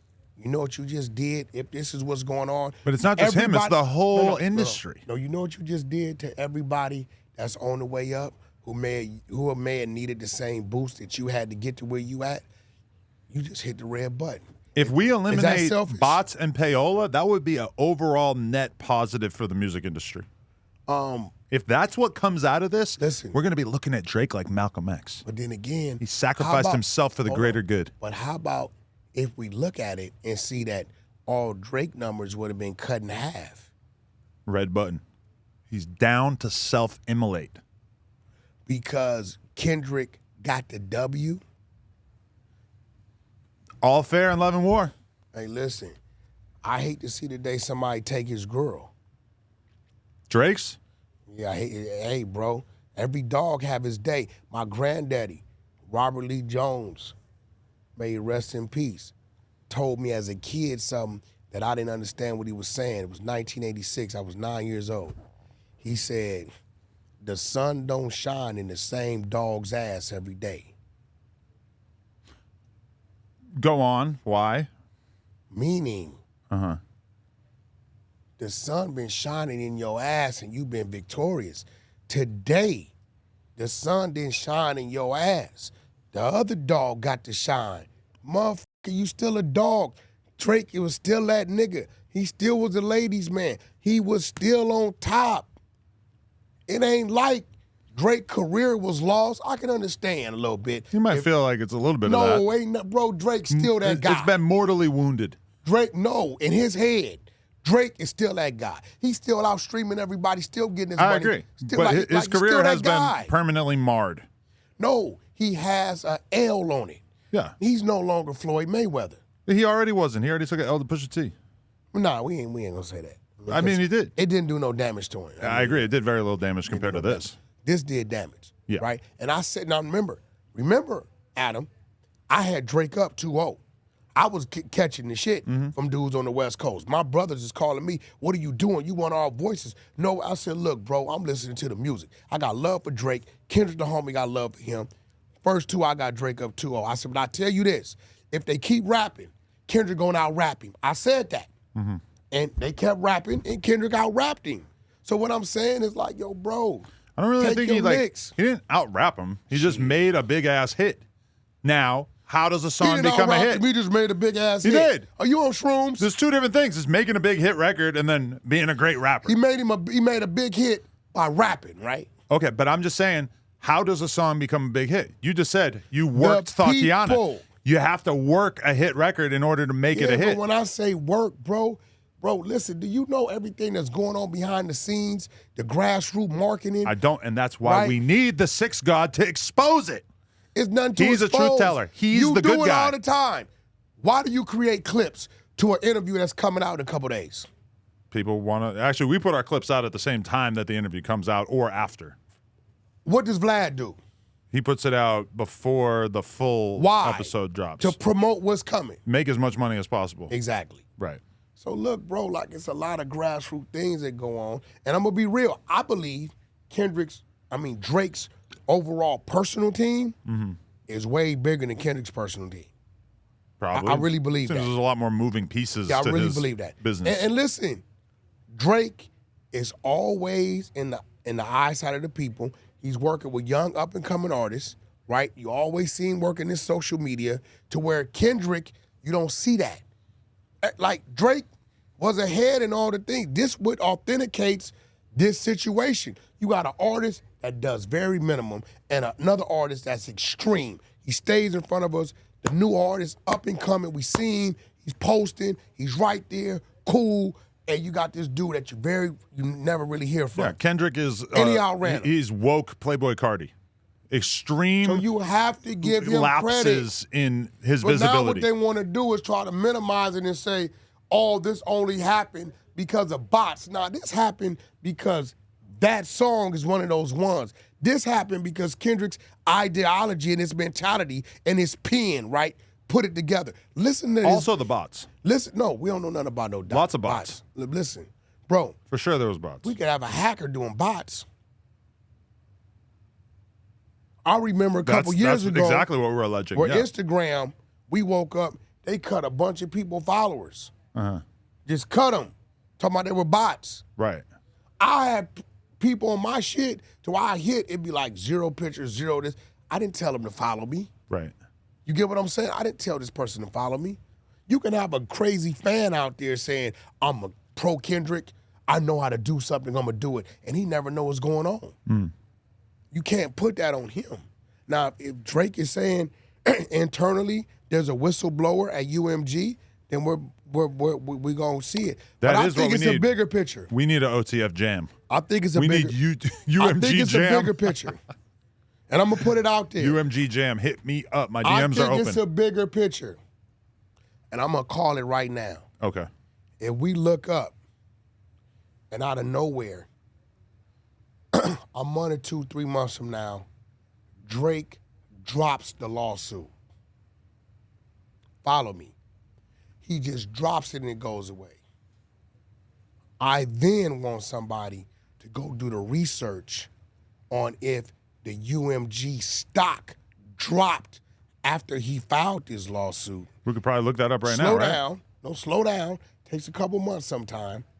If he just drops it out of nowhere, do the research and see if the UMG stock dropped after he filed the lawsuit and if there was some type of company or entity that came in and brought up a shitload of the stock, and then now that he dropped it, it started to climb up. I want you to pay attention to that. Because, see, when they got you looking over there, one thing about me, I come from those streets, but I think and I see things different. You want me to look over there. Let me look in these other spaces and places that nobody's paying attention to. It's at 23 euros right now. If that stock drops 10, 13 euros, 15 euros, and we see a shell company come in and buy a bunch of them, and then out of nowhere, Drake just drops the lawsuit, and then that damn stock shoots up to 30, 35, 40, I'm going to think it was a play. And you heard it from this street nigga. You heard it from this Paul right here on No Jumper, what I think the play is. I don't think this is all smoking mirrors. I think the real play is over there. That's where I think it's at. And I called it right here on No Jumper. Very interested to see how this plays out. I'm not going to act like I have all the answers. I just have a lot of theories. Many of the theories contradict each other, but that's Why all do right. you got all these funny-looking white people working for us? He's Mexican. Look at that Edgar. He not Mexican. Shout out, Stephen. Are you Mexican? Salvadorian. Oh, he's Salvadorian. Isn't that what? Shout out to Isn't Lefty Salvadorian. Salvadorian as No, well? is he? I think he Guatemalan. Oh, he's not Mexican. You know, out here you could just look however you want to look, and then you just No, this fucking dude, he lost weight, huh? Josh. Yeah, he lost 60 pounds. Yeah, you're on Ozempic, ain't you? No, You're lying. no, You getting high? What you doing, Josh? just dabs, dabs and cardio, milkshakes.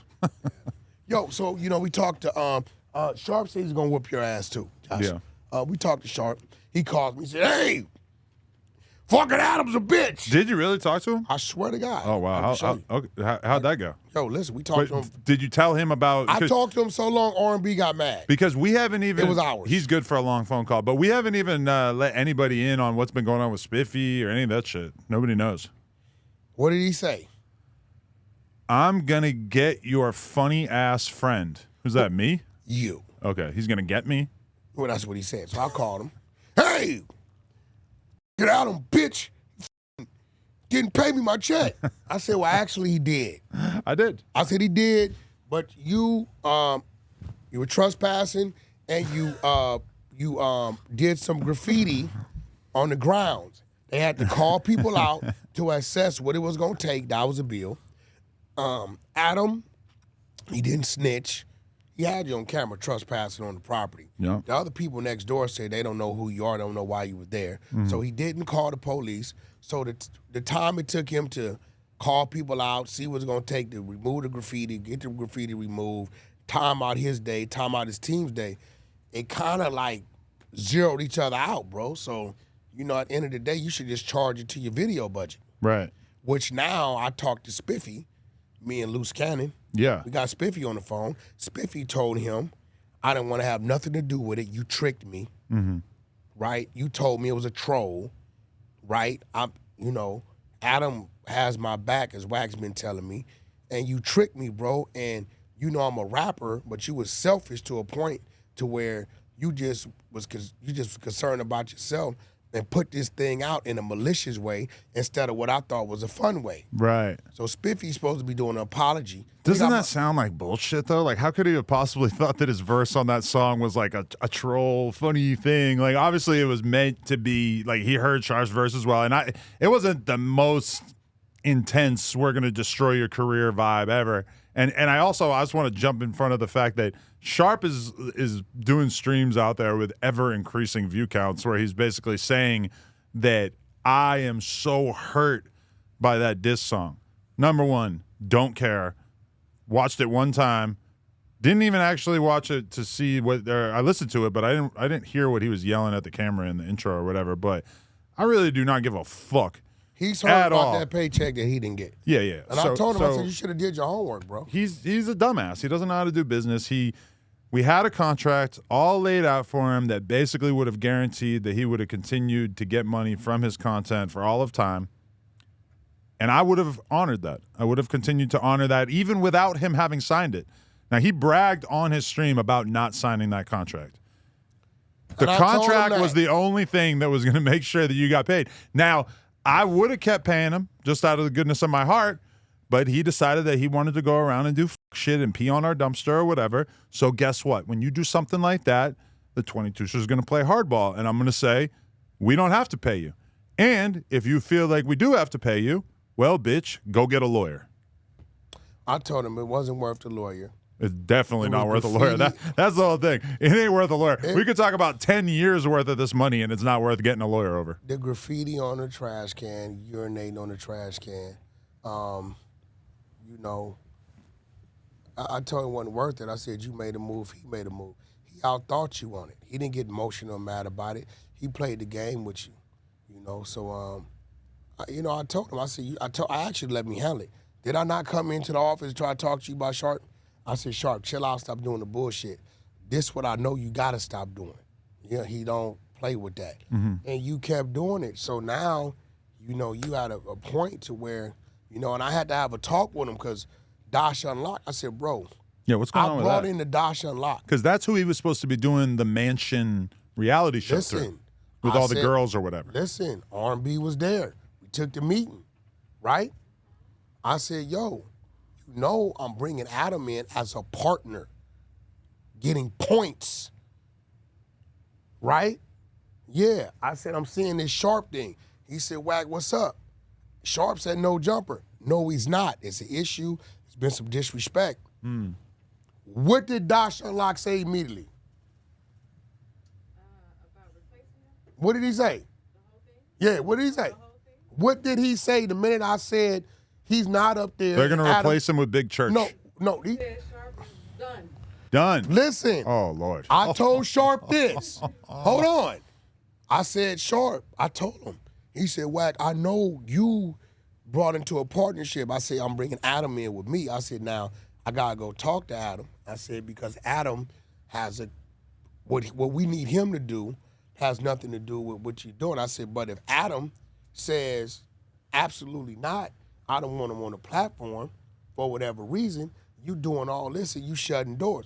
Dash Unlocked and already said, Wack, we're not going against you or Adam for that, right? So I'm like, let me talk to Adam because, Adam's position and his ownership is totally different. I said, but bro, you got to slow down. Your hand is not strong enough for you to be running around super renegade. Yeah. I told him that, bro. Yeah. I said, now Adam has no idea of what's going on with that. I've been in my think tank like, how am I going to present this to Adam as a businessman? I said, but you keep going, Adam beat his chest. If he beat his chest, I gotta stand with my business partner, my brother. Chill out, bro. So I know Spiffy pulled the video down from his IG. Yeah. He's supposed to be doing a public apology, which I said, yo, you need to give bro a public apology. Loose Cannon pushed the line too as well. See, Spiffy told me a few days ago that he was going to apologize publicly and disavow having anything to do with that video, but I haven't seen any posts since. So I'm kind of looking at Spiffy like, you're trying to play both sides of it. Because Spiffy told me that his son, who I don't know how young he is, but he's pretty young, 9, 10, 11, some shit like that, and he saw one of the clips from No Jumper where we were calling him a snitch, and I guess his son was very upset about it. No, but I said, Spiffy, because Sharp tried to say, Spiffy, Adam said this about you. Spiffy, none of that was said until you went at him. And I don't know if it's Sharp or Spiffy said something about sis. Did somebody say something about Spiffy was the one who was going off on Lena in the song, and which really took me by surprise as somebody who's always been cool with him. It's like, in the context of trolling, if you want to go against me, cool. But as soon as you start going off on my girl, it gets a little bit more personal for me. She doesn't in any way exactly step over in those lanes. And I tell people that, right? I tell people that. So, bro, you know me, bro. I won't even watch you guys her porn out of respect. I won't, bro. I'm like, yo, bro, no, I f with Lena, she's cool. Every time we see each other since you introduce us, we're cool. Right? I'm not doing it, right? Because when I see her, all I want to see is bro's wife. That's it. That's all I want to see. I don't want to see nothing else, right? So at the end of the day, I told him, I'm like, bro, and I told Sharp, like, bro, there's things that's going on that's bigger than you. I know you getting a little boot because you're screaming out his name and you're putting his name. So how long are you gonna scream out his name and then now you done block 3 other avenues that you could be generating some income? Chill out. He like, well, why? We're gonna send him back to the streets. He's gonna be back on the blade 24/7 soon. I told him, bro, I said, yo, a OG told me back in Soledad, a real pimp will sell his own ass to get his stable started. For sure, he could be selling his own ass soon. My thing is, I have a lot of different avenues with the whole Sharp thing that I could be pursuing right now that I'm not going to do.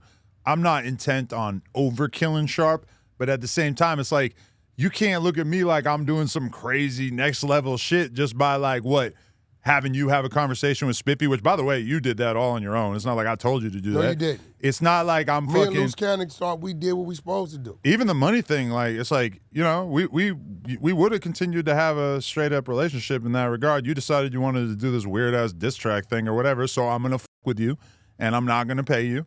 And if you want to do something about it, we can go to court. But I don't think you want to do that. You told him, you want to do something about it, bitch. Now, it's a movie over the last 2 days that I've went and watched 2 days in a row. Okay. Wicked? Gladiator 2. Oh, okay. And they said something Sharp towards the end of it in the revolt of the gladiators.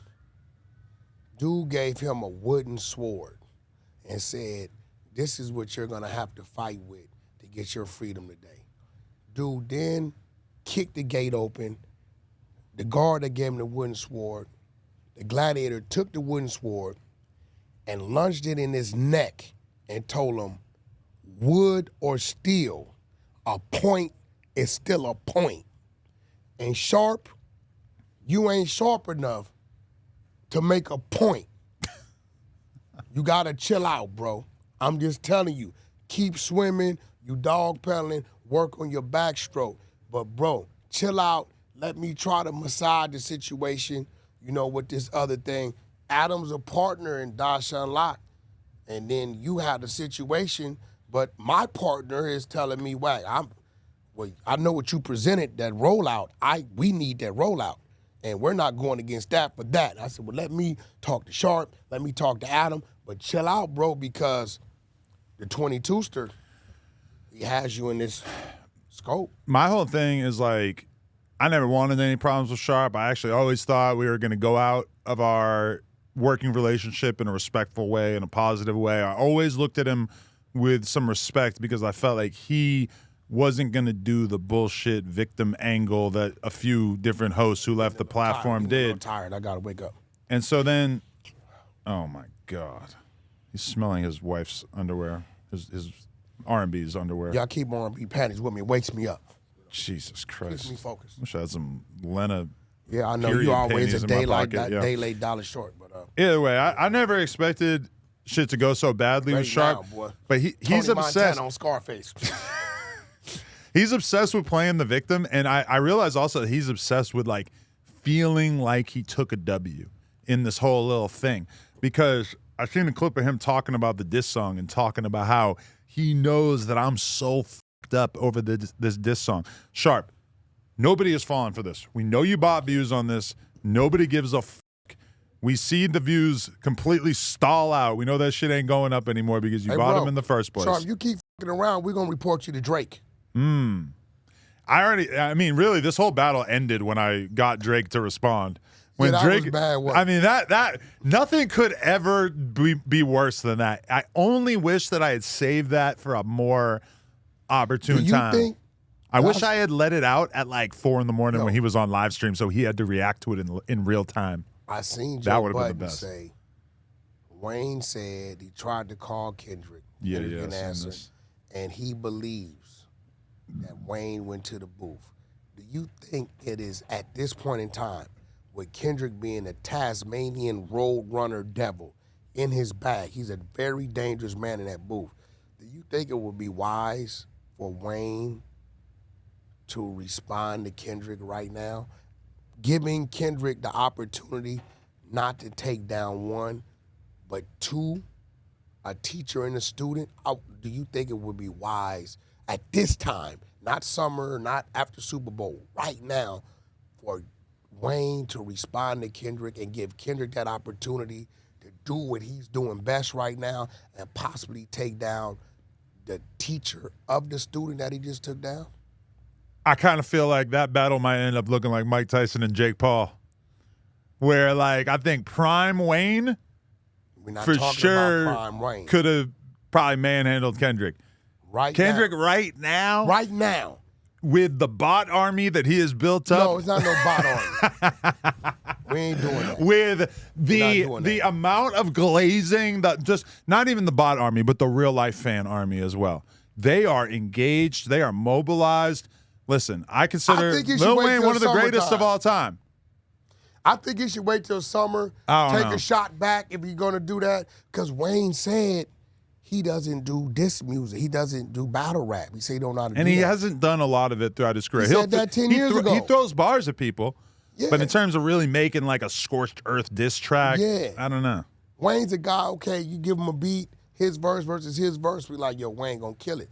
But Wayne already said, like back in 2014, I don't know how to just talk about some other guy. Right. At this time, Kendrick is, That shit kind of zesty to me too. I'm not even like a real rapper, but like people keep suggesting I should make a whole song about Sharp. I'm like, wow, that sounds so gay. Like, just the idea that I would even have 2 or 3 minutes worth of shit to say about this person just sounds crazy to me. And I agree. I would like to see Wayne not do that. yeah, I don't think he should do that. I don't think he should. He's the greatest rock star. He one of our GOATs. I believe Wayne is on a mountain that he does what he want to do when he wants to do it. I don't think there's anybody that can scrutinize Wayne of whatever decision he makes, because he earned the fact that I can walk how I want to walk, as fast or as slow as I want to walk, and it don't matter. So I don't want to see these bots turn on Lil Wayne. These bots have been building themselves are you up. calling the fans bots? I'm calling the fans bots, but I'm also alleging that there are real bots out there. Some people may say No Jumper got bots. We don't. We have like generic YouTube comments that say like, "This is a really great video. I'm proud of you." But like every channel has that shit. Okay, well, every artist has that shit. Stop talking like Kendrick just got some shit going on. Bro, he got the supercharged bots. Straight up. He got the most gangster ass bots ever. These bots took down Drake. Damn. It might have been a lot of people Do too, you but ever just look at your woman and say, damn, you've been blessed? is that what you're thinking looking at R&B right now? Lord, I'm not gonna lie. I look at your woman sometimes and think that, like, damn. real. You supposed to. If you got a woman ain't nobody looking at, then she ain't worth having. Now, I shut a Walmart down the other day. By just walking around with her? Dude looked 4 times. I flipped on it. What'd you say? Flipped hard on Shut it. up. What'd you say? Swear to God. What Walmart? We was in Vegas. Oh, Look. a sleepy Vegas Walmart? I give him the first look, didn't trip. We in another aisle, we got another look, didn't trip. Third time, he walks up and says, who's doing the cooking for Thanksgiving? So I'm watching his eyes. He looks my woman dead in her face. She disregards him. I don't say. Then I don't say nothing.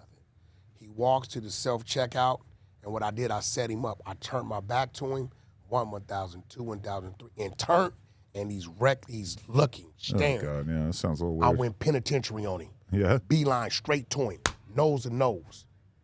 Called him about 300 bitches, told him you involved. He said, what do I do? I said, you reckless eyeballing, you bitch ass nigga. Was it worse than you screaming at Hater World? Well, I was in his face. I heard you lose your voice. Yeah, very That was worse. intense. Balled my shit up and told him, now look why I'm in front of you. He wouldn't look. Dude like 6'2". He had his motherfucking What race? Morris chestnut shit going on. He had his skin tight shirt on and shit, butt face. He could have been the police. I didn't give what He was black? Black dude. Okay. Right? So then, you know, all the security is coming. I ain't give about none of that. Right? So now this is what's crazy. So R&B's here at checkout. He's here. You know, the self-checkout. Uh-huh. There's no wall. I sit back. Do you know he would not raise his head to look anymore? Really? So I told him I'm gonna talk to you in the parking lot. I waited 20 minutes. He had 4 hours. He never came out. So, you know, I give people 2 respectful looks. Your girl looking good, bro, you gotta give them that. And really on the third look, a respectful man gonna be like, hey, partner, I see you.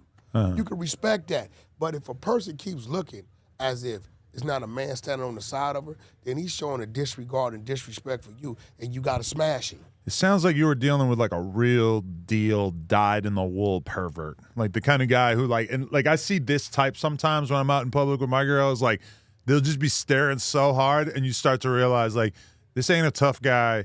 This ain't somebody who I'm like trying to outman in this environment. He's just so horny that he can't help himself. She had the nerve to tell me, do we just put the food back and go? Hell no, woman. If you don't goddamn pay for them goddamn yams and that brown sugar and that cinnamon and whatever else you got to make these yams for the family tomorrow, we ain't going nowhere. But this bitch, ain't you a bitch ass nigga? I'm talking to him. He was like, he was 6'2", though. That's crazy. That ain't nothing. Once you let me get up on you, that don't mean nothing. Do not let 5'8" and under committee. Y'all tall dudes, don't let us get up on you. Don't, because everything, we going to get off on you with 3 or 4, and if it don't knock you, we take you to the earth. But, man, you don't need that shit. You fucking knock this dude out in a Walmart, that's going to cost you $100 grand, right? Yeah, probably. Maybe so. 50, but Probably so. it's not going to be good. But look at that over there. Girl, you looking good. She got the shiny pants on. Couldn't nobody guess her age. Love All the my shiny aunts, pants. it was like, they looking at me. They said I'm going through a midlife crisis. They're like, you got that young girl. She can't be no more than 30, 32. You 47. I'm like, ask her how old she is. She said, I'm 45. They couldn't believe it. That is a testament to the power of the black race. Yeah. I don't think I ever seen a white woman looking that good at 45. Black don't crack unless you on crack. And then even then, they live forever. The crackheads outlive everybody else. The 22-ster and the goddamn rooster, we at the Melrose location. You just rapped? I'm cool with it. Just like you just chose like, all right, this is done. 22-ster and the rooster, we at the Melrose Oh, okay. location. Or we're just all that's just like a drop. I mean, listen, man, I'm just Mid-pod telling drop. people where we at, what we doing, what we got going on. It's the day after Thanksgiving. We got Christmas coming. I mean, we just did basically 2 hours. You know what I'm saying? We stopped by Ray J's house last night. They were buck wilded in there. Red Rum TV? Hazel E was in there. Princess Love was in there. My boy Donut was in there. Wait, so he fixed shit up with Princess Love? They're back together? Their parents. Oh. They have a family house that they all end up at regardless. So whatever guy that thinks you're going to date Princess Love and that's what it's going to be, is always going to be a little Ray J up in her. That's a fact, right? That's just what You it think is. he's just going to keep hitting it forever? What do you mean? I mean, you tell me. Yeah, I mean, I got a contract on R&B. That you get to for life? No, I get at least have sex 10 times per week, whether 10? we together or not. I mean, because we do that in the night, It's like in the day. 1.3 loads per week. I mean, 7 days in a week. So Yeah. some days I can hit, more than once. And then I own the body parts. You buy her any plastic surgery? Ain't no plastic surgery over there, just some boobs. All that's natural. Wow. Ass, all that's natural. I brought the boobs. Other than that, everything's natural. You never cease to amaze me. Wait, you bought the boobs? Yeah, Oh, nice. yeah. I went guess in. you told me that before, yeah. I went in. I was in there with them. I made sure I walked them through. I didn't let them sew her up until I came in the room. Right. How you feel about, to me, I'm not in. I'm not in everything. this is a side note. To me, Kendrick, the goofiest shit on that album was him coming at Snoop about reposting the Drake No, he AI didn't. thing. No, he didn't. That to me looked a little No, he didn't. oversensitive. I'm gonna tell you why that's not goofy. Right? Because Snoop was one of the individuals, along with Ice Cube, Game, and Dre, who did the passing of the torch earlier in Kendrick's career. Right. So he feels a certain way. But I'm going to tell you what was gangster. Kendrick told him, you must have been off them edibles. And you know what Snoop did? You right, nephew. I was off them edibles. Do we know Snoop Dogg to be an edible consumer? I mean, Snoop smoked marijuana, so shit, he might have tried. But not some everybody who edibles. smokes What blunts I'm is saying, an edible for guy. Snoop to be who he is and take the high road and say, that's nephew, he feeling some kind of way about this, and you know what? I'm going to respect the way he feeling because he looking at Uncle Snoop like, Snoop, you with me, Right. right? You ain't supposed to do none of that. He said, you right, nephew. I was off the edibles. He took the high road. He didn't take no shots at Kendrick. That would have been a bad day for the West if Snoop would have took a shot at Kendrick Lamar, right? And the fact that Snoop showed us, showed me, showed all the OGs that's in this game, at some point in time, we got to sit back and we got to let them have their way if they feel that way. Okay, this is the thing. Snoop Dogg is a prolific Instagram user. I would almost even venture a guess that he has some assistance in his Instagram because so much stuff gets posted on that account that to me, I assume Snoop Dogg is not the sole controller of that account. Definitely is. Now, that's not, I can't prove that. He That's just definitely my is. assumption. Most of the people I know who are very, very popular and famous and post as much as he does on Instagram, they have different people helping them out with it. When he posted that verse, I didn't take it as, oh, look at him co-signing Drake and saying that this is a song that he can 100% get behind. I thought he posted it more like, look at this funny thing that exists that involves me, an AI version of me. This is crazy. Let's call attention to this. It's wacky. It's ridiculous. I didn't take it as I am siding with Drake. Man. Okay, now I'm glad you said I think that's an irrational reading okay, well, of let's it. look at the other side of it. Yeah. The Tupac estates filed something, made him take it down, and then turned around and cleared a Tupac sample for Kendrick. You see the difference? Okay. Yeah. Snoop didn't say or do nothing one way or another. We don't know who Tupac's estate We definitely consists know of. who Tupac well, estate you might, consists but of, right? the average person out there doesn't know. But nevertheless, they filed, made him take it down, and cleared a Tupac sample for Kendrick, right? Snoop, on the other hand, is like, I don't think he did it to support Drake, and I don't think he did it feeling like Kendrick was gonna feel some type of way. But the minute he seen Kendrick felt some type of way, he took the high road and sat down and said, nephew, you got that. If you want to And I patch up respect that. relationships with somebody and you want to be cool, a lot of times you got to be willing to go along with a narrative that you don't 100% agree with just to end the conversation to a certain extent. Well, and again, Snoop Dogg, being in the position he is, he made that decision. You know, he was a great teacher in that to where, look, don't let the ego get in the way. If it's something you got somebody you got love and respect for and they feeling some type of way, you know what I mean? Go ahead on and take the high road and take a seat and let them have that. Yeah.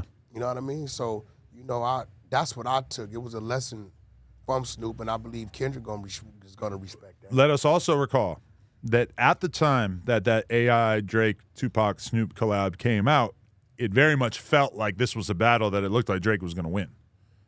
You fast forward however many months, we are now able to look at it with hindsight and say, this is not a battle that he won. I'm going to tell you what's scary, though. I seen something. I seen Scott Storch reach out. Boy, if that Drake dude go in that studio with Storch, that's when it might be a problem.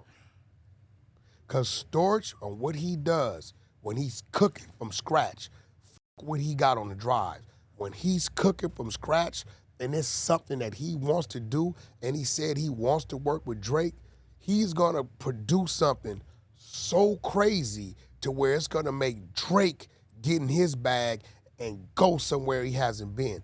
If that collab ever happens, I'm going to have to put my money on So we've Drake. heard 50. Shout out to Storch. We heard 50 new Drake songs since this beef started. And You ain't basically heard no none of Storch them producer. none of them really made too much of an impact. He working with a lot of the top producers in the game. You're telling me that there's some magic sauce in a Scott Storch beat I'm telling you. that would somehow I'm telling you. create a different Storch, dynamic. When you watching Storch cooked from scratch, from the ground up, which he does right on the spot. And it's something he want to do. Whatever artist that's standing in front of him, it forces that artist to step their game up. Definitely, I'm telling you something. There's magical about a Scott Storch beat being cooked from scratch when he wants to do it. I'm not saying there isn't, but for the record, what he's referencing is on the Joe Rogan podcast, Scott Storch said that one of his dreams is that he wants to produce a song with Drake, and then he also said that people are blocking him. Who would be incentivized to block Scott Storch from working with Drake? I don't know. I just think Storch getting Drake's DM, sending me a direct number, he'll definitely see it and take it from there.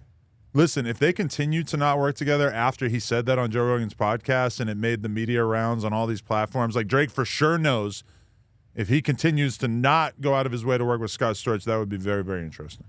I mean, at the end of the day, I just know that would be, that'd be a force to be reckoned with. I don't know what it would be, but it's going to be something. I wonder how my Scott Storch card is looking right now, because let me tell you, you probably don't know this. You know his ex-wife? Yeah, I know her very well. Flo. I know Flo very well. I interviewed Flo. She talked all kinds of shit, crazy shit, whatever. I put out the interview, and she told you to take it down? She told me to take it down within hours of it coming out. I would have told you that.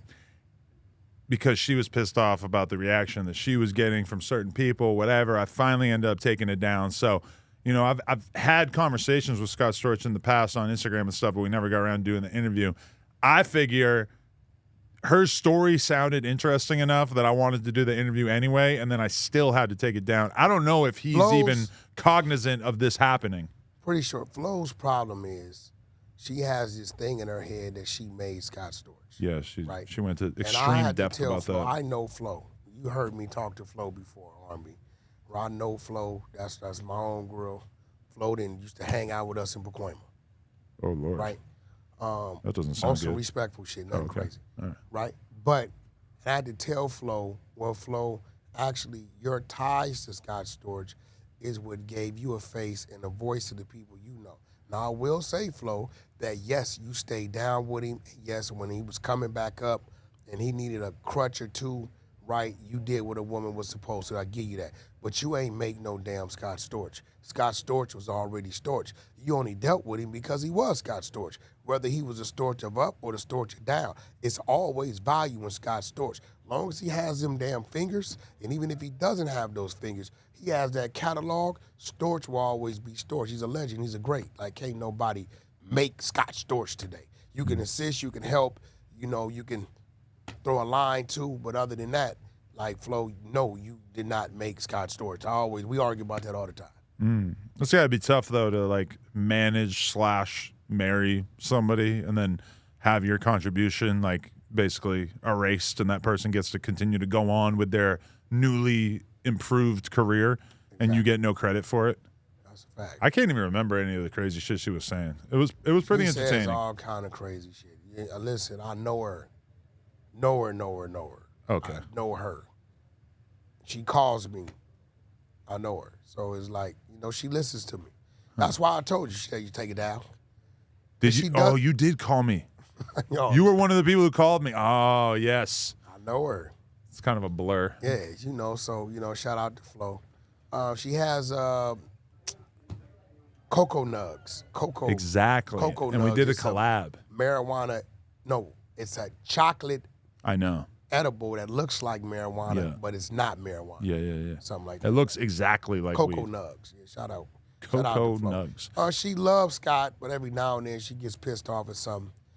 She sees Scott doing something, and then she'll do her run, but she doesn't want to see nothing happen to Scott. That's the father of her only child. Oh, really? Well, I didn't know. The father of her only child. What is the state of you and the hater world thing? Because when we did the episode last week, I hadn't seen the episode of the 100 show that you guys did where you were screaming at him so loudly that you lost your voice, which is not something I ever really seen happen to you before. No, because it was like you needed some Pedialyte or something. The fact that he,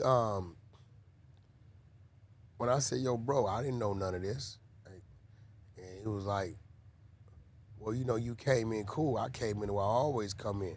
But I would expect for you, when I interview Snoopy Badass, I didn't leave no stone unturned.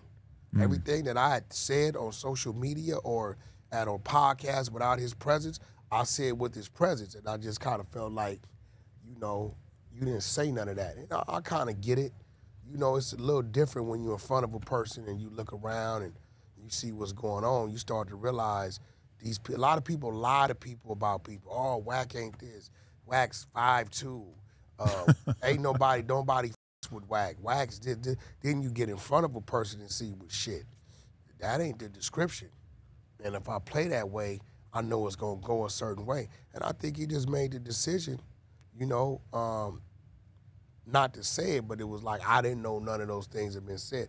Adam, you know, a lot of these people, I don't know who they are till you bring them up. I don't pay attention to them. I'm so focused on what I'm doing, what I have to do, and what I got to get done, unless it's something or somebody that's crossing paths with me on some business or whatever, cool. But this man that finances everything called me, the guy that got the liquor line. He called me, said, Wack, we didn't know a lot of that had been said. Out of respect to you, we're going to delete everything, you know. And No way. They took down the episode? Or no, not the episode. I guess everything prior he had said. Whatever he had said prior to, he said, out of respect that you did show up and show love, you know, we're going to delete all the whatever was said. The episode should be up. I don't want the episode to come down. I'm letting the Rasa and all the Brown, my gift to the Brown brothers, they done made a lot of money cutting that up, doing what they doing. I'm not reporting them. I'm not doing that. It's love. Do your thing. Get your paper. I would want to interview with is it Dubs? Or is it The other dude. Nah, he ain't the guy Gunna. that was on the episode with him? No, the other dude. Dubs and Gunna. Dubs. Okay. I would like to interview with Dubs. Okay. Dubs a respectful dude. I don't think I know him. I would like to do an interview, whether on my channel or his, to where, because I feel like he's going to ask the right questions that the people want to hear in a respectful Wait, but way. are you talking about, I seen you arguing with two Mexican dudes who Gunna, had you on he's the a phone? dropout. Okay, yeah. That's the one, remember, sent me the paperwork on American Cholo, but then denied it because they got on his ass about it. I ain't tripping him because he ain't a man on his word. Okay. But Dubs, I wouldn't mind doing an interview with him. I think he's a respectable dude. Okay, I'm not think sure. he's cool. But other than that, nah, man, it's cool. You know, when dude told me they was going to delete all the old stuff, whatever that, I still haven't seen it all. People on the Hunter side sent me a few clips. You know, out of that, I said, you know what, then I'm going to let it go. And I just kind of let it go. You know what I mean? So let them keep building, let them keep growing. If they want to come down to do something with me and you, I'm open to it. Yeah, It'll let's be do great it. content. Let's rumble. You know what I'm saying? I'm down. We got some other shit here, but we can wait till next Actually, week. you know what I It was would a long episode. love? Me, you. What's the dude's name? Blue Devil Yeah. and Dubs. I That got to would be look up Dubs. Dubs. I would be a great interview. I would love for us four on No Jumper to do that interview. If I'm biting a bullet with Blue Devil, then I feel like Dubs and Blue Devil as Raza should bite the bullet, and let's give the people what they want to see. You the neutral party. You the research, and we can all question each other as men. My word as a man, my word, right? My word is just going to be an interview. I gave my word to, I forget the individual, the essay homie with the liquor, but he's a real respectful guy. You know, it won't be nothing, it'll just be an interview. But Dubs, think about it. Blue Devil, think about it. I think the Rasta community will love it. My community will love it. No Jumper community will love it. So I think we should make that happen. Shit. That'll be big. I'm down for whatever. Hey, I just want to end this by saying, long live Big Sad. Yeah, yes, everybody said he was dead. That wasn't That was a him. weird day. That's why I A didn't lot go of up people with it. know the dude. Did you see the fucking image of him? I seen it. I text you. I'm like, yo, they saying big, because I know you would know, right? I'm like, I'm not going up with that shit, because I So, don't like to wish that type The of shit on nobody. theory that I heard a few people floating, since we have seen Big Sad getting on his promo game, we've seen him on TMZ, there's different narratives that are being kind of placed in the media. It seems like they're trying to work on his image and getting him known out there for more than just street shit. And then it's been suggested that Flacco and Big Sad conspired on this fake death hoax, which to me, I think that Flacco and Big Sad conspiring to create that in the moment while this dude is having a shootout with the cops and just being like, oh, that kind of looks like Big Sad, so let's create this whole big fake narrative. I don't really see it. Flacco, we've been trying to help you. You're killing your credibility. You came out with the fake Snoopy badass bringing Drake to Compton shit. You knew that was a play. And now you come out with the Big Sad got killed. Like, brother, you have to stay authentic. Your channel, your page, when it goes up, it has to be realistic. Stop letting them talk you into doing things that helps them but will hurt you in the long run. No, that's real. Straight up. For sure. You over there looking like a snack, girl. Where you guys going? You going to go to Norm's? I don't know where we're going. But I tell you They what. might demolish Norm's. I'm going where she going and she going where I'm going. We going and coming together, God damn it. That's a fact. Well, I know where I'm going. I'm going to Target. Why? My bitch said, should I wait for you to go to Target? I said, wait for me. I'll be there. We're going to Target. Yeah, because if not, you're going to have one of them dudes like at Walmart following her around. My girl's good at not looking hot when she's out doing random shit. No, that's the problem. She'll wear a muumuu. That's when they looked up. They try to put on these loose sweats and shit still be moving, bro. You know what I mean? And don't let them, the more they focus, it's like, I don't know, bro. Maybe we're lucky to have beautiful women, bro. Maybe they just, I don't know, because she goes out, she put a baseball hat on, she be an incognito, and it's still what it is. You got to make her wear a shiesty. Yeah, I'm gonna go hire a grocery shopper now. Shiesty and a burqa. I might restrict her from grocery shopping. Shiesty plus burqa equals no male attention. Somebody needs to, I don't know if they created it, get you a gas truck, get you an app where people can order, come fill my car up, boom, boom, boom, boom, boom, you'll make a killing. You can charge $100 gas, a fee to deliver it, because if I'm at work and I'm like, damn, I got to drive to Vegas, I'm at No Jumper, I'm on E, yo, bro, let me order while I'm at No Jumper. I jump in, I got a full tank. So somebody need to do that, because I don't let my woman do the gas. I'm going to eliminate her grocery shopping. I'm going to hire a grocery shopper. It's going down, bro. See, my girl, we don't go grocery shopping. She got what's that app? She does that too sometimes. You do that? No, like they buy you groceries. Instacart. Yes. My girl does that. She treats me like a caveman when I stop at the grocery store to grab, whatever she needs. The problem is that she's going grocery shopping, and there's men on there that want to eat her like she's the groceries. See, when I go to the grocery store, I'm not really seeing too many predators. I'm not seeing dudes that are like expressing their horniness. Maybe that's just me. Yeah, well, boy, listen. The same way, like, everybody talks about the mall, like some shit might really go down at the mall. I'm going to be real with you. Every time I've been in the mall the last few years, I don't think I've ever seen, like, a dude who looked like the type who was going to do something. Now, if it happens, you're in the situation. But 99% of the time when I'm at the mall, it's fans and it's people who don't know who I am. That's almost never is it some gangster-ass dude who's on some shit. Man, I wish I would have got the little girl's company name in the front that tried to sell me the lemonade. Oh, yeah, they always out there. I don't know the company now. I would have got one of them. Because she tried to sell me something for $10 a bottle or something. And she said it maybe cost $2, $3 for her to do her thing. So instead, I just gave her $100 and invested in her company and told her to keep it. You know, she's like 11, 12 years old, hustling out there. So I got to salute that. A lot of entrepreneurship out here on the block. That R&B, make sure before we leave, we get some pictures of her so we can promote her stuff. Good idea. All right. The Adam and Wack Show, sponsored by R&B's Butt. That's a fact. That's not butt. That's glory. It got enough shout-outs. That's glory. That's glory. Let's go. Shout out to everybody watching this. Smash the like button if you like Adam and Wack or Adam or Wack. I'm going to Target. Y'all. Wow. We out. Gang, gang.